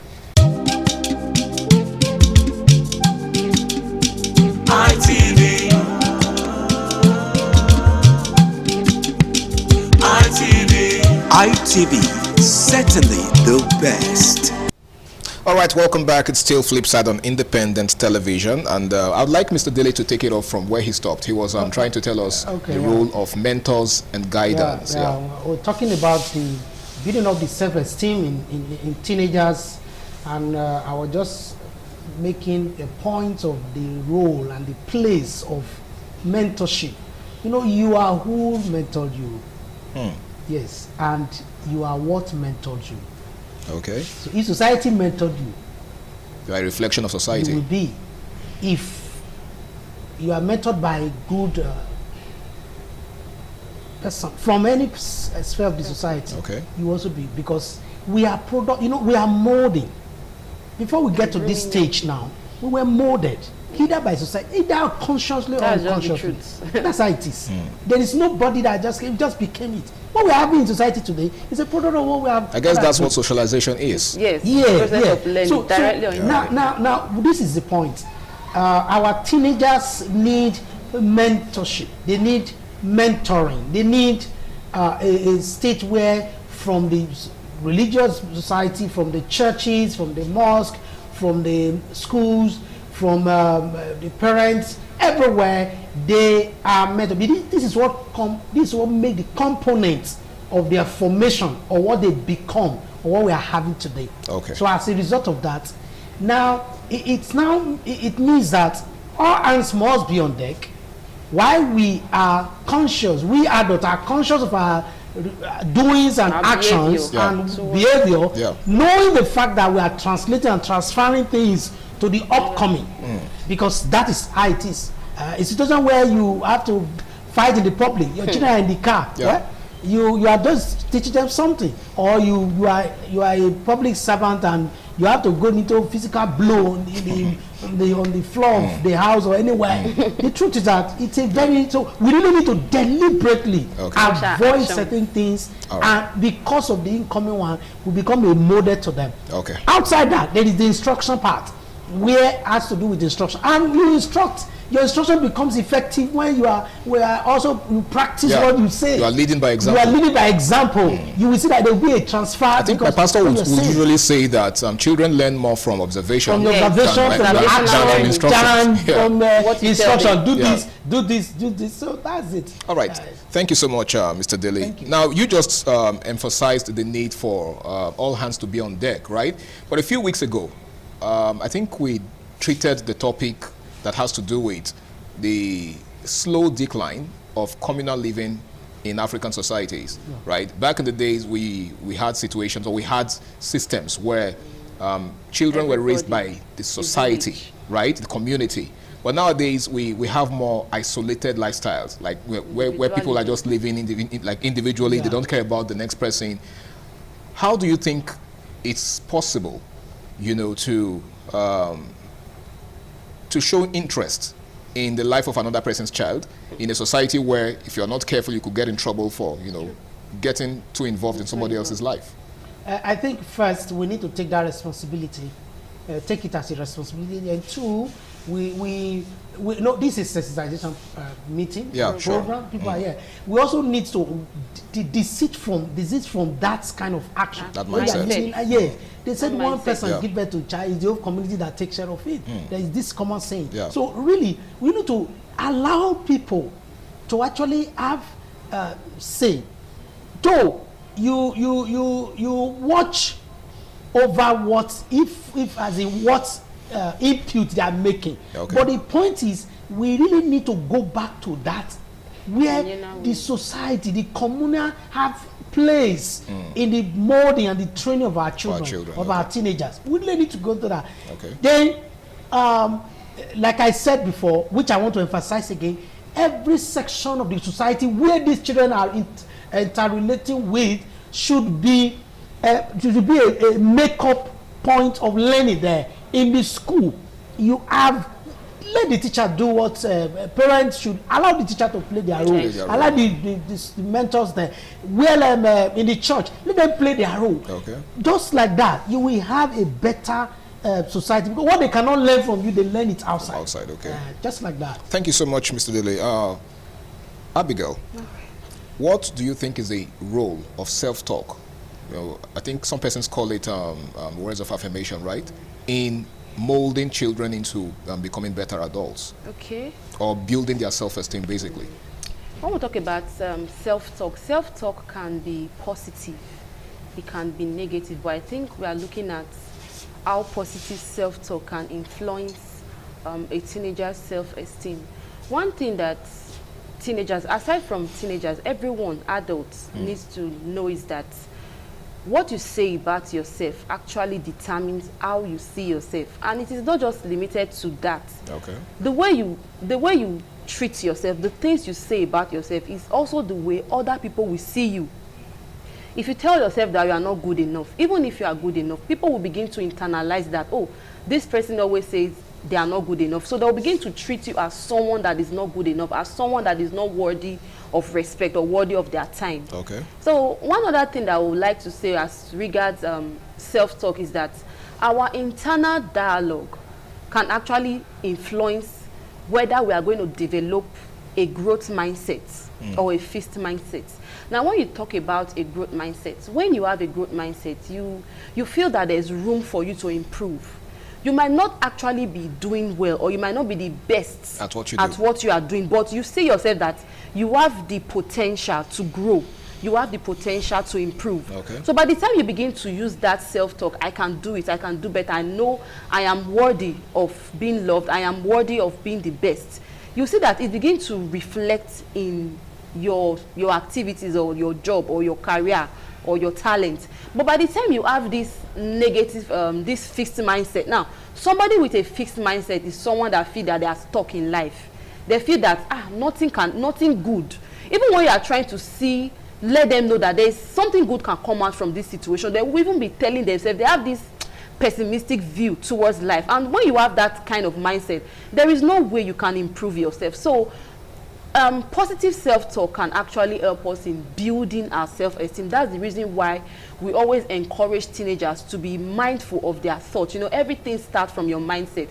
Everything starts from the way you think about yourself. It's not just what comes out of your, in fact, what comes out from your mouth is something that is a reflection of what's inside you. Okay. So by the time you begin to tell yourself, I am not good enough, you will realize that you actually be doing things in a clumsy way. You actually be doing things in a way that is not right, and you start asking yourself, why am I doing things this way? And you won't even realize that it's the things that you are saying to yourself. You are pessimistic about yourself. Okay. But by the time you always confess something positive, it will actually reflect in all areas of your life. Thank you so much, Abigail. Now, Mr. Dele, let's consider the factor of unhealthy competition. Why do teenagers constantly compare themselves with others? Okay, I think it's as a result of lack of self-discovery. Lack of self-discovery. Then also it's a product of how do I put it now? But I'm trying to see a situation where you are seeing this person to be better than you. Okay, let me say comparison. Okay. Now, I used to say could this it be that, inferiority complex? Yeah, inferiority complex. You can say that. Okay. Now, I say this that that when you compare yourself, you either feel inferior or superior. Either of which is bad. Yes. Okay. Now, when you feel superior, there may be pride, there may be dominance, there may be bully. Okay. Yes. Now, when you feel inferior, low self-esteem creeps in. Okay. Or creeps in. And in a situation where you compare yourself, you will not see that you won't have a self. There's one thing you won't be able to discover yourself and your uniqueness, such that you not push on through that. Because let me tell you, every person has his own role to play. Okay. When you discover yourself, when a teenager discovers himself or herself, what happens is the teenager will be able to now push for productivity in society, that the other person will discover area where he needs you. You will not discover where you need, because that is how it is. You just because there is a uniqueness. There are things that because I can do that we live in a symbiotic society. Yeah, exactly. Yeah. That is how it is. We are social beings, and we have a role to play. So I think one of the things that needed to be done is to go to proper self-discovery. It comes back to what we were saying before. When you self-discovered yourself, then you walk in that way. Okay. Why do some people feel that this course is better than this course? This the one that some are considered professional courses. Okay, you came so who defines professional? Okay, professional, okay. Right? Now another thing is that society that have been built such that you feel that a lawyer is better than a teacher. That Not knowing that the teacher play very role. The teacher makes the lawyer. So now, by the time you are able to discover yourself, and let me tell you, when you discover yourself early, you arrive early. You achieve early. You will waste less time. You will push forward and. All right, thank you so much. Become a better person in that profession. Thanks a lot, Mr. In addition it seems like you have something to add to that. In addition to what you said, I would say that when it comes to this issue of comparison, I think the root cause of all forms of comparison is low self-esteem. When you don't feel good about yourself, you mentioned that when you don't feel good about yourself, you begin to compare yourself to other people. And one thing about comparison is that you will no longer see your strengths. You only be seeing your weakness while you are seeing the other person's strength. Whereas that person has strength, they also have weakness. But you are comparing your own realities to that person's best moments. And by the time you begin to compare yourself unfavorable with another person, you will never feel good about yourself. You begin to, in fact, you begin to feel timid even in public spaces. You will never think that anything good can come out from you. So one thing we always tell teenagers, don't compare yourself to others. We are all unique the way we are. Another reason for this comparison, it has to do with social media effects. Social media, you know, when you come online, like if you use social media spaces like TikTok, Facebook, Instagram, you realize that a lot of people, they post their best moments. They share images about their idealized or curated images. Like even somebody will snap like 50 pictures and the person will post the one with the best angle. Then you are not comparing your own reality with that person. And you think, oh, this person is prettier than me. Oh, this person she looks more beautiful than me. Oh, look at the place where she snapped this picture. And you begin to compare your own reality with that person. And you don't even know that it's possible that this person you are looking at, oh, skin like milk. It's possible that it's the camera. Your skin may actually be far better than that person's, but you are just concluding that this person is living the life. So most often than not, you know, social media, especially celebrities, influencers, they present this idealized version of reality to us. So many young people, like, you have children of 11, 12, 13, they are on social media. That's what even fuels this issue of low self-esteem, body image issues. I am not good enough, I am not beautiful, I want to change the way I look, I want to change my physique. So sometimes social media also plays a lot of role. That suggests that even some adults are not innocent of this trend, because I mean, take a look at it. It's adults that are involved in so many. Exactly. Do you understand? They do BBLs and the rest of them. I mean, teenagers haven't even gotten to that level. If we haven't complained about teenagers, what about adults? So it means that adults can also be victims of peer pressure. Absolutely. They can also fall into. All right. Thank you so much. It's still Flipside on Independent Television. Now, this is our final break for this program, and when we return, it will be time to wrap things up on the show. Please stay tuned.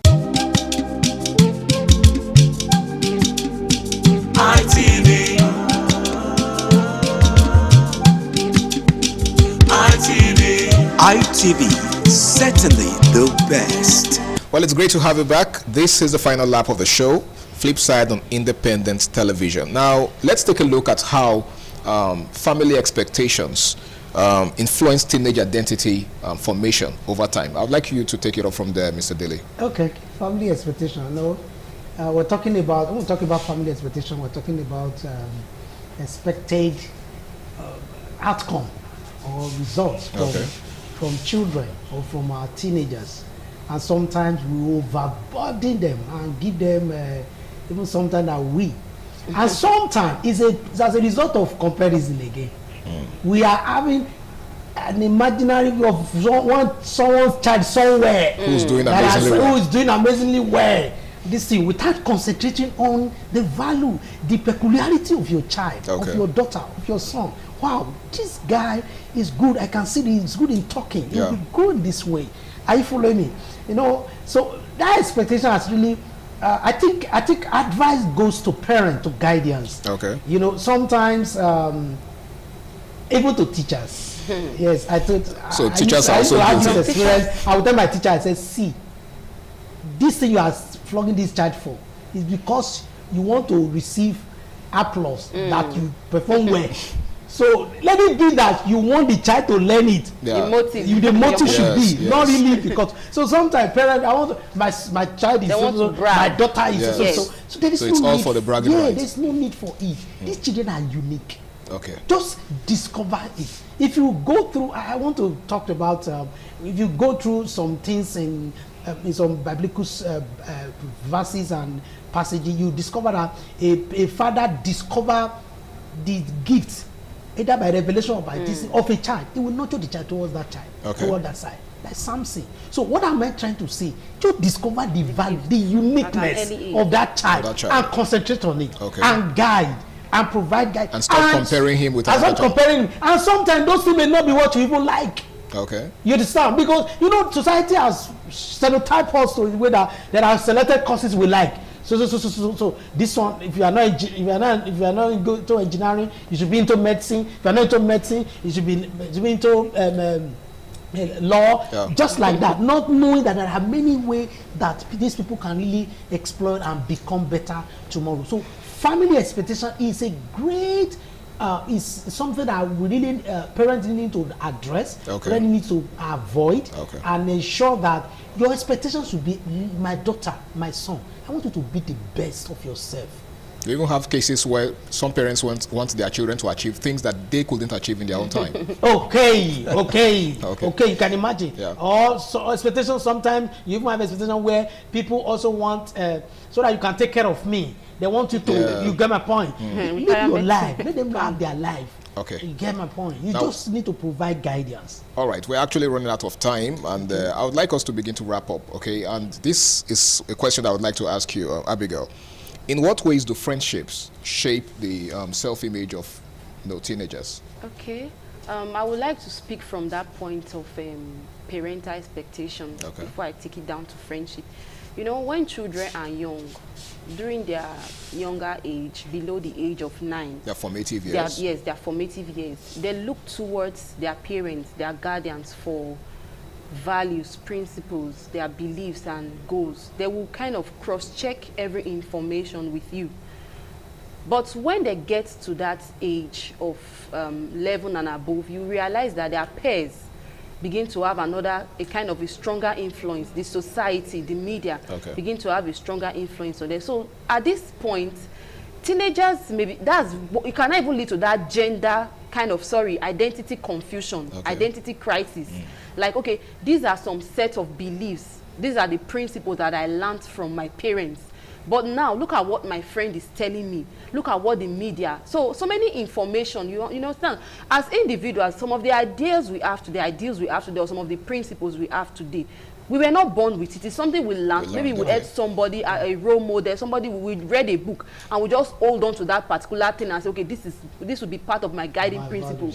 So at the end of the day, teenagers, they want to cross-check things with their friends, with their peers. So now, how can their friends influence their self-esteem, influence their identity? Sometimes when their friends compliment them, their friends kind of comment their actions, or even their friends criticize their behavior, their actions, it will not tell them what people like in them, what people find valuable in them. So sometimes it is not all that negative. Sometimes it can be positive, because they look towards their friends for approval. That doesn't mean that their parents are relegated to the background, but they also want to know what their parents say about this, their friends, what their friends think about this particular thing. I remember there was a time when I was in secondary school, there was this cultural event we had.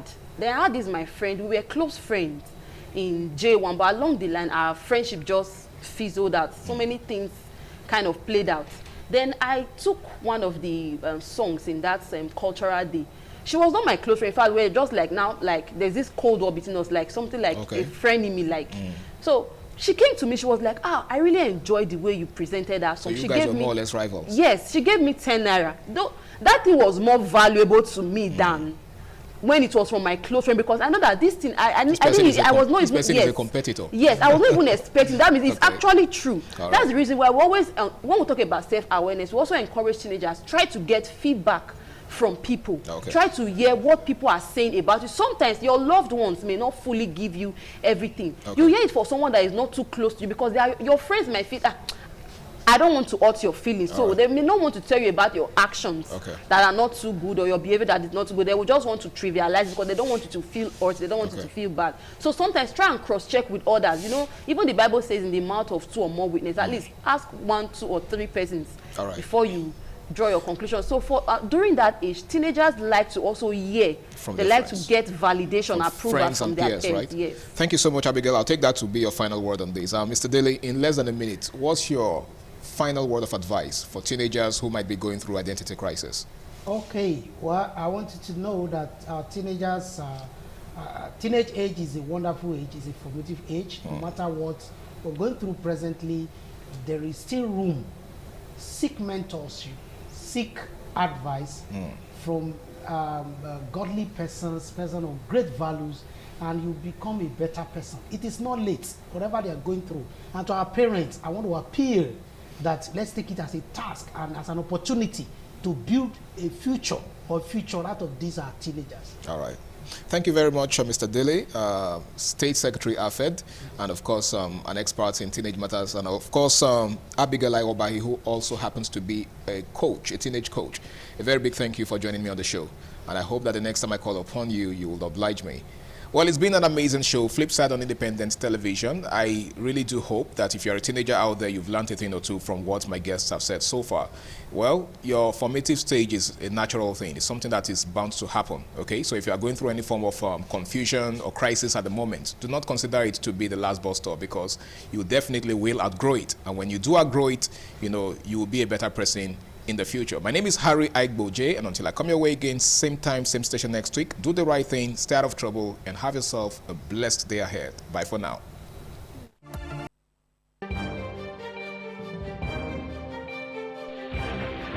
This is ITV. Certainly the best. ITV. Certainly the best.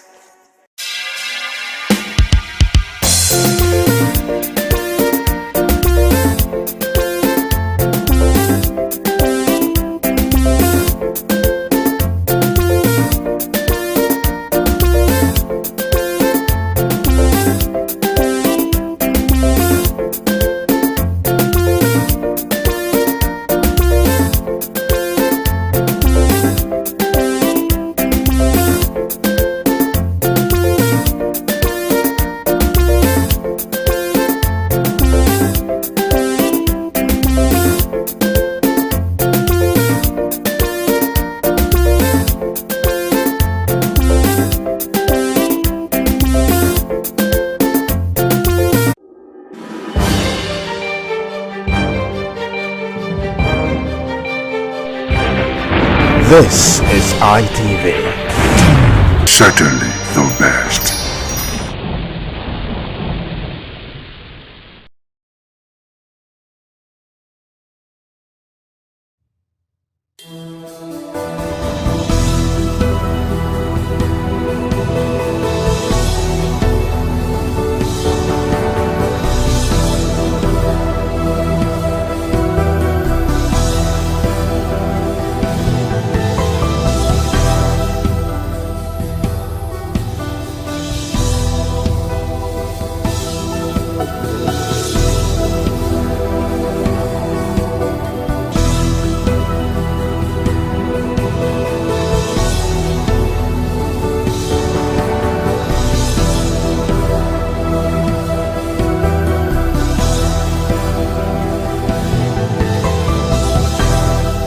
And welcome. This is Business 360 right here on Independent Television. I am Anuluwapo Stevens. Now, on this edition, we kickstart by letting you know that ATM withdrawals surged to 36.3 trillion naira despite higher charges, CBN data show. So, cash withdrawals through automated teller machines, that's the ATM, surged sharply in the first half of 2025, underscoring Nigeria's continued dependence on physical cash, even after the Central Bank of Nigeria raised ATM charges. CBN data shows that Nigerians withdrew 36.34 trillion naira from ATMs between January and June 2025, almost 3 times the 12.21 trillion naira recorded in the same period last year. The increase came despite a revised fee regime introduced in March aimed at discouraging excessive cash usage. The rise was not limited to value alone. Transaction volumes climbed to 858.8 million withdrawals in the 6-month period, compared with 496.47 million a year earlier, an increase of nearly 73%. The figures show that higher charges had little effect on how frequently Nigerians accessed cash. Under the new CBN framework, customers withdrawing from another bank's ATM now pay 100 naira for every 20,000 naira withdrawn, while off-site ATMs attract additional charges of up to 500 naira per transaction. The Apex Bank said the review was driven by rising operational costs and the need to improve ATM efficiency. Now, despite the higher cost, withdrawals accelerated quarter by quarter. In the first quarter of 2025, ATM withdrawals totaled 15.97 trillion naira, nearly triple the 5.46 trillion naira recorded in the same quarter of 2024. The momentum strengthened further in the second quarter when withdrawals rose to 20.36 trillion naira compared with 6.75 trillion naira a year earlier. While monthly data show a steady climb across the period, withdrawals rose from 4.81 trillion naira in January to 5.4 trillion naira in February and 5.76 trillion naira in March. The upward trend continued in the second quarter, peaking at 7.44 trillion naira in May before easing slightly to 6.55 trillion naira in June. The sustained demand for cash has drawn criticism from labor unions, consumer groups, and some industry stakeholders. The Trade Union Congress described the fee hike as exploitative, while the Social Economic Rights and Accountability Project challenged the policy in court, arguing that it places an unfair burden on low-income earners. Some banking stakeholders, however, said the fee increase was inevitable, though concerns remain about its scale and timing given broader economic pressures. The persistence of ATM withdrawals contrasts with the growth of electronic payment channels, while point-of-sale transactions continued to dominate in absolute value, rising to 147.2 trillion naira in the first half of 2025.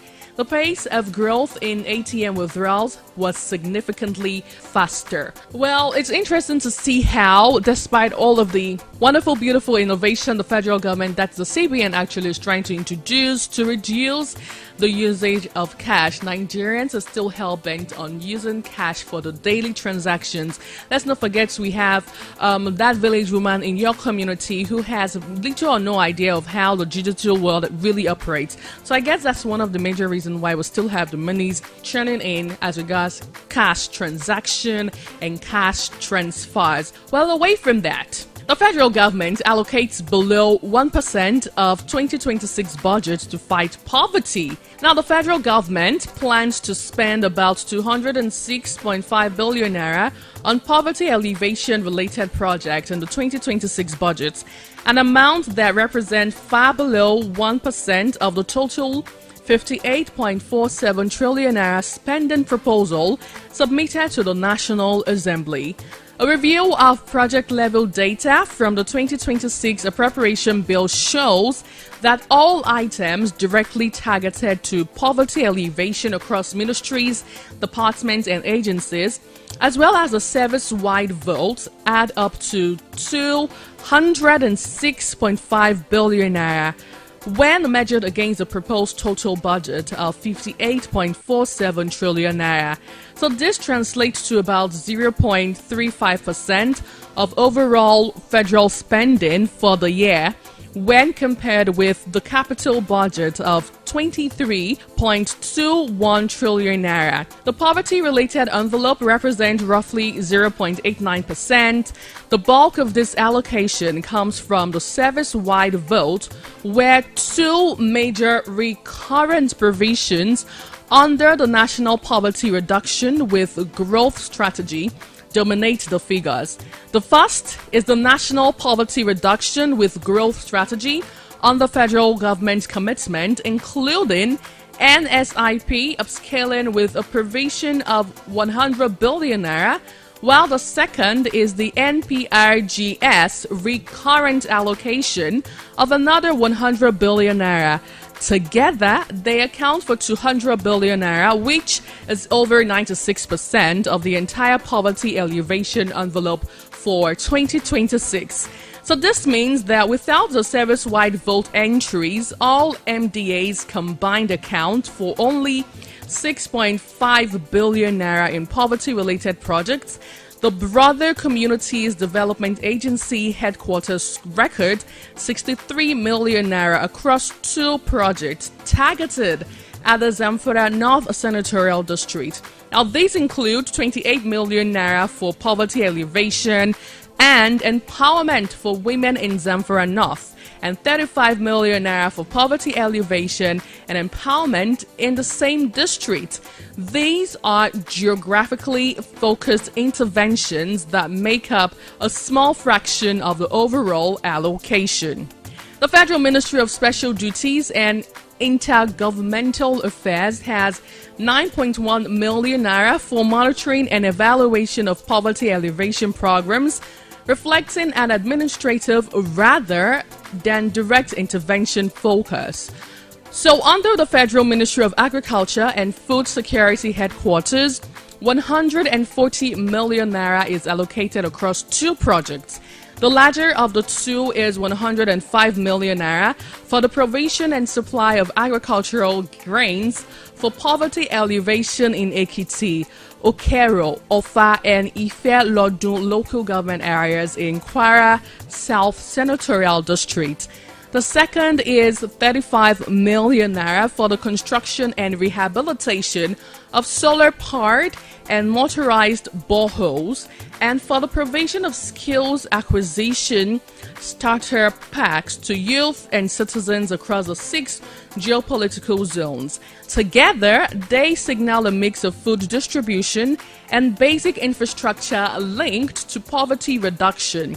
The National Center for Agricultural Mechanization in Ilori records 245 million naira, broken down as 105 million naira for the purchase and distribution of empowerment items to selected women and youth in Lagos, focused on the creative industry, and 140 million naira for capacity building and skill acquisition across 26 wards in Akinyele and Laglegu Federal Constituency in Oyo State. Oh my goodness. Now that is interestingly quite a lot, and we hope to see that this 1%, but below 1% is really pretty small to fight poverty in Nigeria, but we hope to see a little bit of change in all of this moving forward in the year 2026. If you're just joining, you're on to Business 360 right here on Independent Television with me, Anwoluwakbo Stevens. We'll quickly take a short break, and when we return, I'll tell you what's going on with IMF raising Nigeria's 2026 growth rate forecast to 4.4%, and also NGX total market valuation jumps to 217.74 trillion naira mid-January 2026. All of this and more right after this break.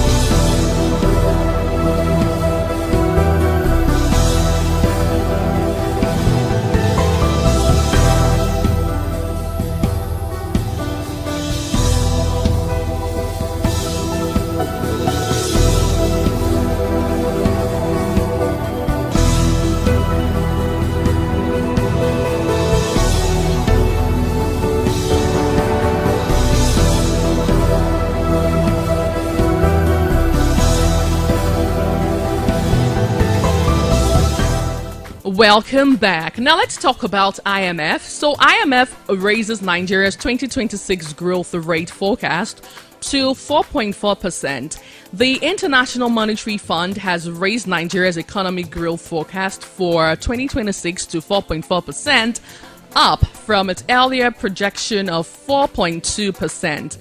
The revised outlook was published in the IMF January 2026 update of the World Economic Outlook and unveiled on Monday at its report official launch. The adjustment reflects the fund's growing optimism about Nigeria's medium-term prospects as reforms, fiscal coordination, and macroeconomic stability begin to gain traction, while also placing the country within a broader regional recovery narrative.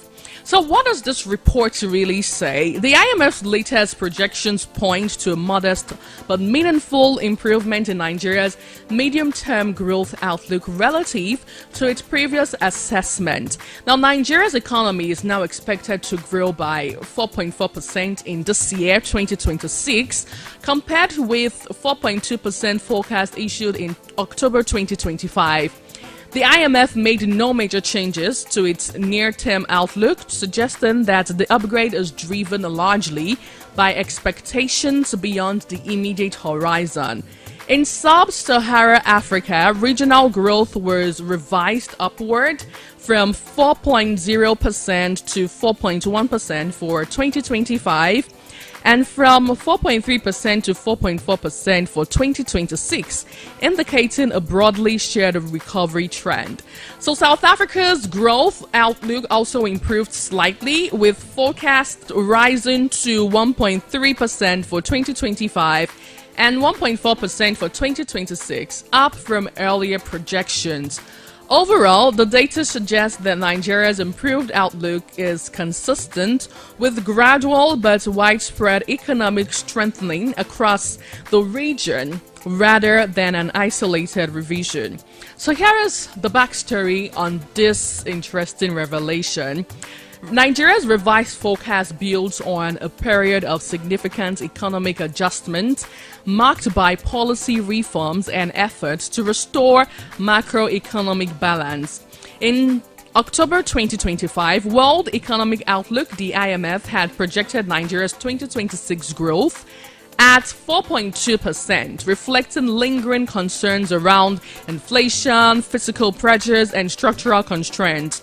Now, since then, policymakers have continued to pursue reforms aimed at strengthening fiscal coordination, stabilizing the macroeconomic environment, and improving productivity across key sectors. So the IMF has repeatedly emphasized the importance of structural reforms and driving sustainable growth across emerging and developing economies, including Nigeria.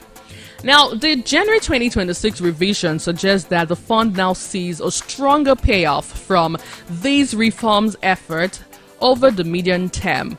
Now, why does this even matter for Nigeria? The upward review of Nigeria's growth outlook carries important implications for policy makers, investors, and households.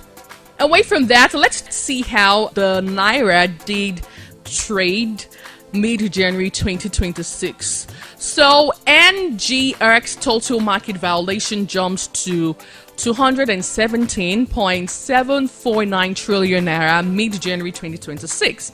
Now, the Nigeria Exchange closed mid-January 2026 with a total capital market valuation of over 66.851 trillion naira, representing a 44.3% gain, and closing at 217.749 trillion naira.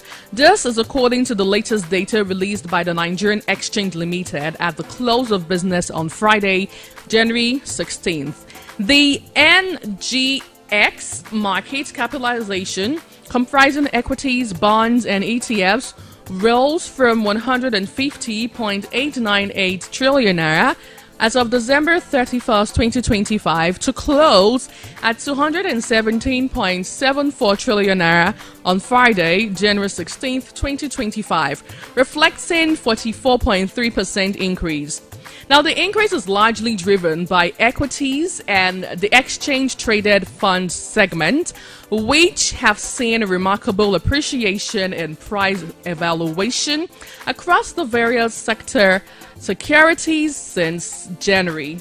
Now, what the data is saying, let's talk about it. A comparative analysis of the data obtained by Nairametrics showed that the equity market segment recorded a sharp expansion, with market capitalization rising from 99.376 trillion naira to 166.13 trillion naira. This represents an increase of 66.75 trillion naira, translating to a 67.2% growth, indicating the equity segment as the main driver of overall market expansion. The fixed income market posted a modest uptick as capitalization edged up from 51.476 trillion naira to 51.55 trillion naira. The 80 billion naira increase reflects a 0.15% rise, indicating relative stability and subdued activity in the debt market. Conversely, the ETFs market delivered strong momentum, with capitalization jumping from 45.55 billion naira to 69.65 billion naira. The 24.1 billion naira increase represents a robust 52.9% surge, highlighting growing investor appetite for exchange-traded products. So here is what you should know regarding this. The Nigeria Exchange operates a multi-layered market structure designed to serve different investment needs and financial instruments across Nigeria's capital markets. At the core of its equities markets, where shares of listed companies are traded, supporting capital raising and wealth creation, along equities are three other main segments: bonds, ETFs, and derivatives, each governed by distinct rules and listing requirements. So here is a backstory. On December 29th, 2025, Nairametrics had reported that Nigeria's total market capitalization surged to 149.88 trillion naira as of December 24th, effectively pushing the market to the brink of the 150 trillion naira milestone for the first time in its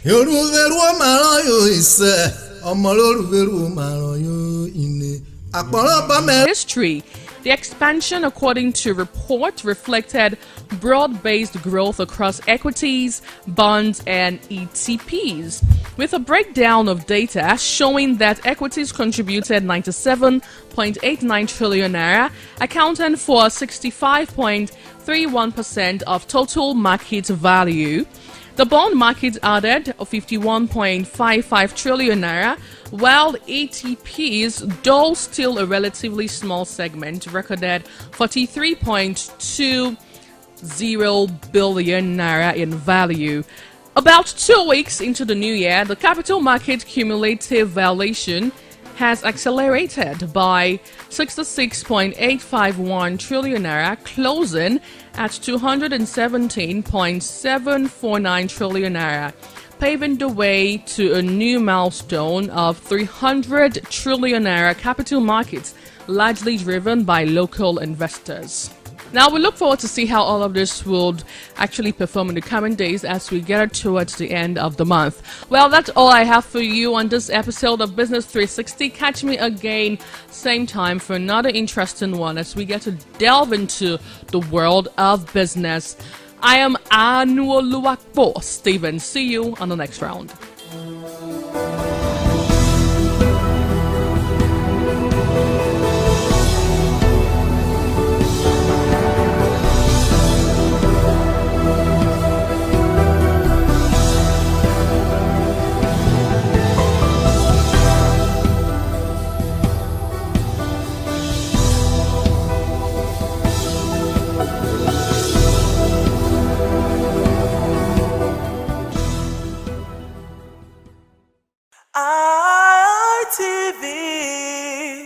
Certainly the best.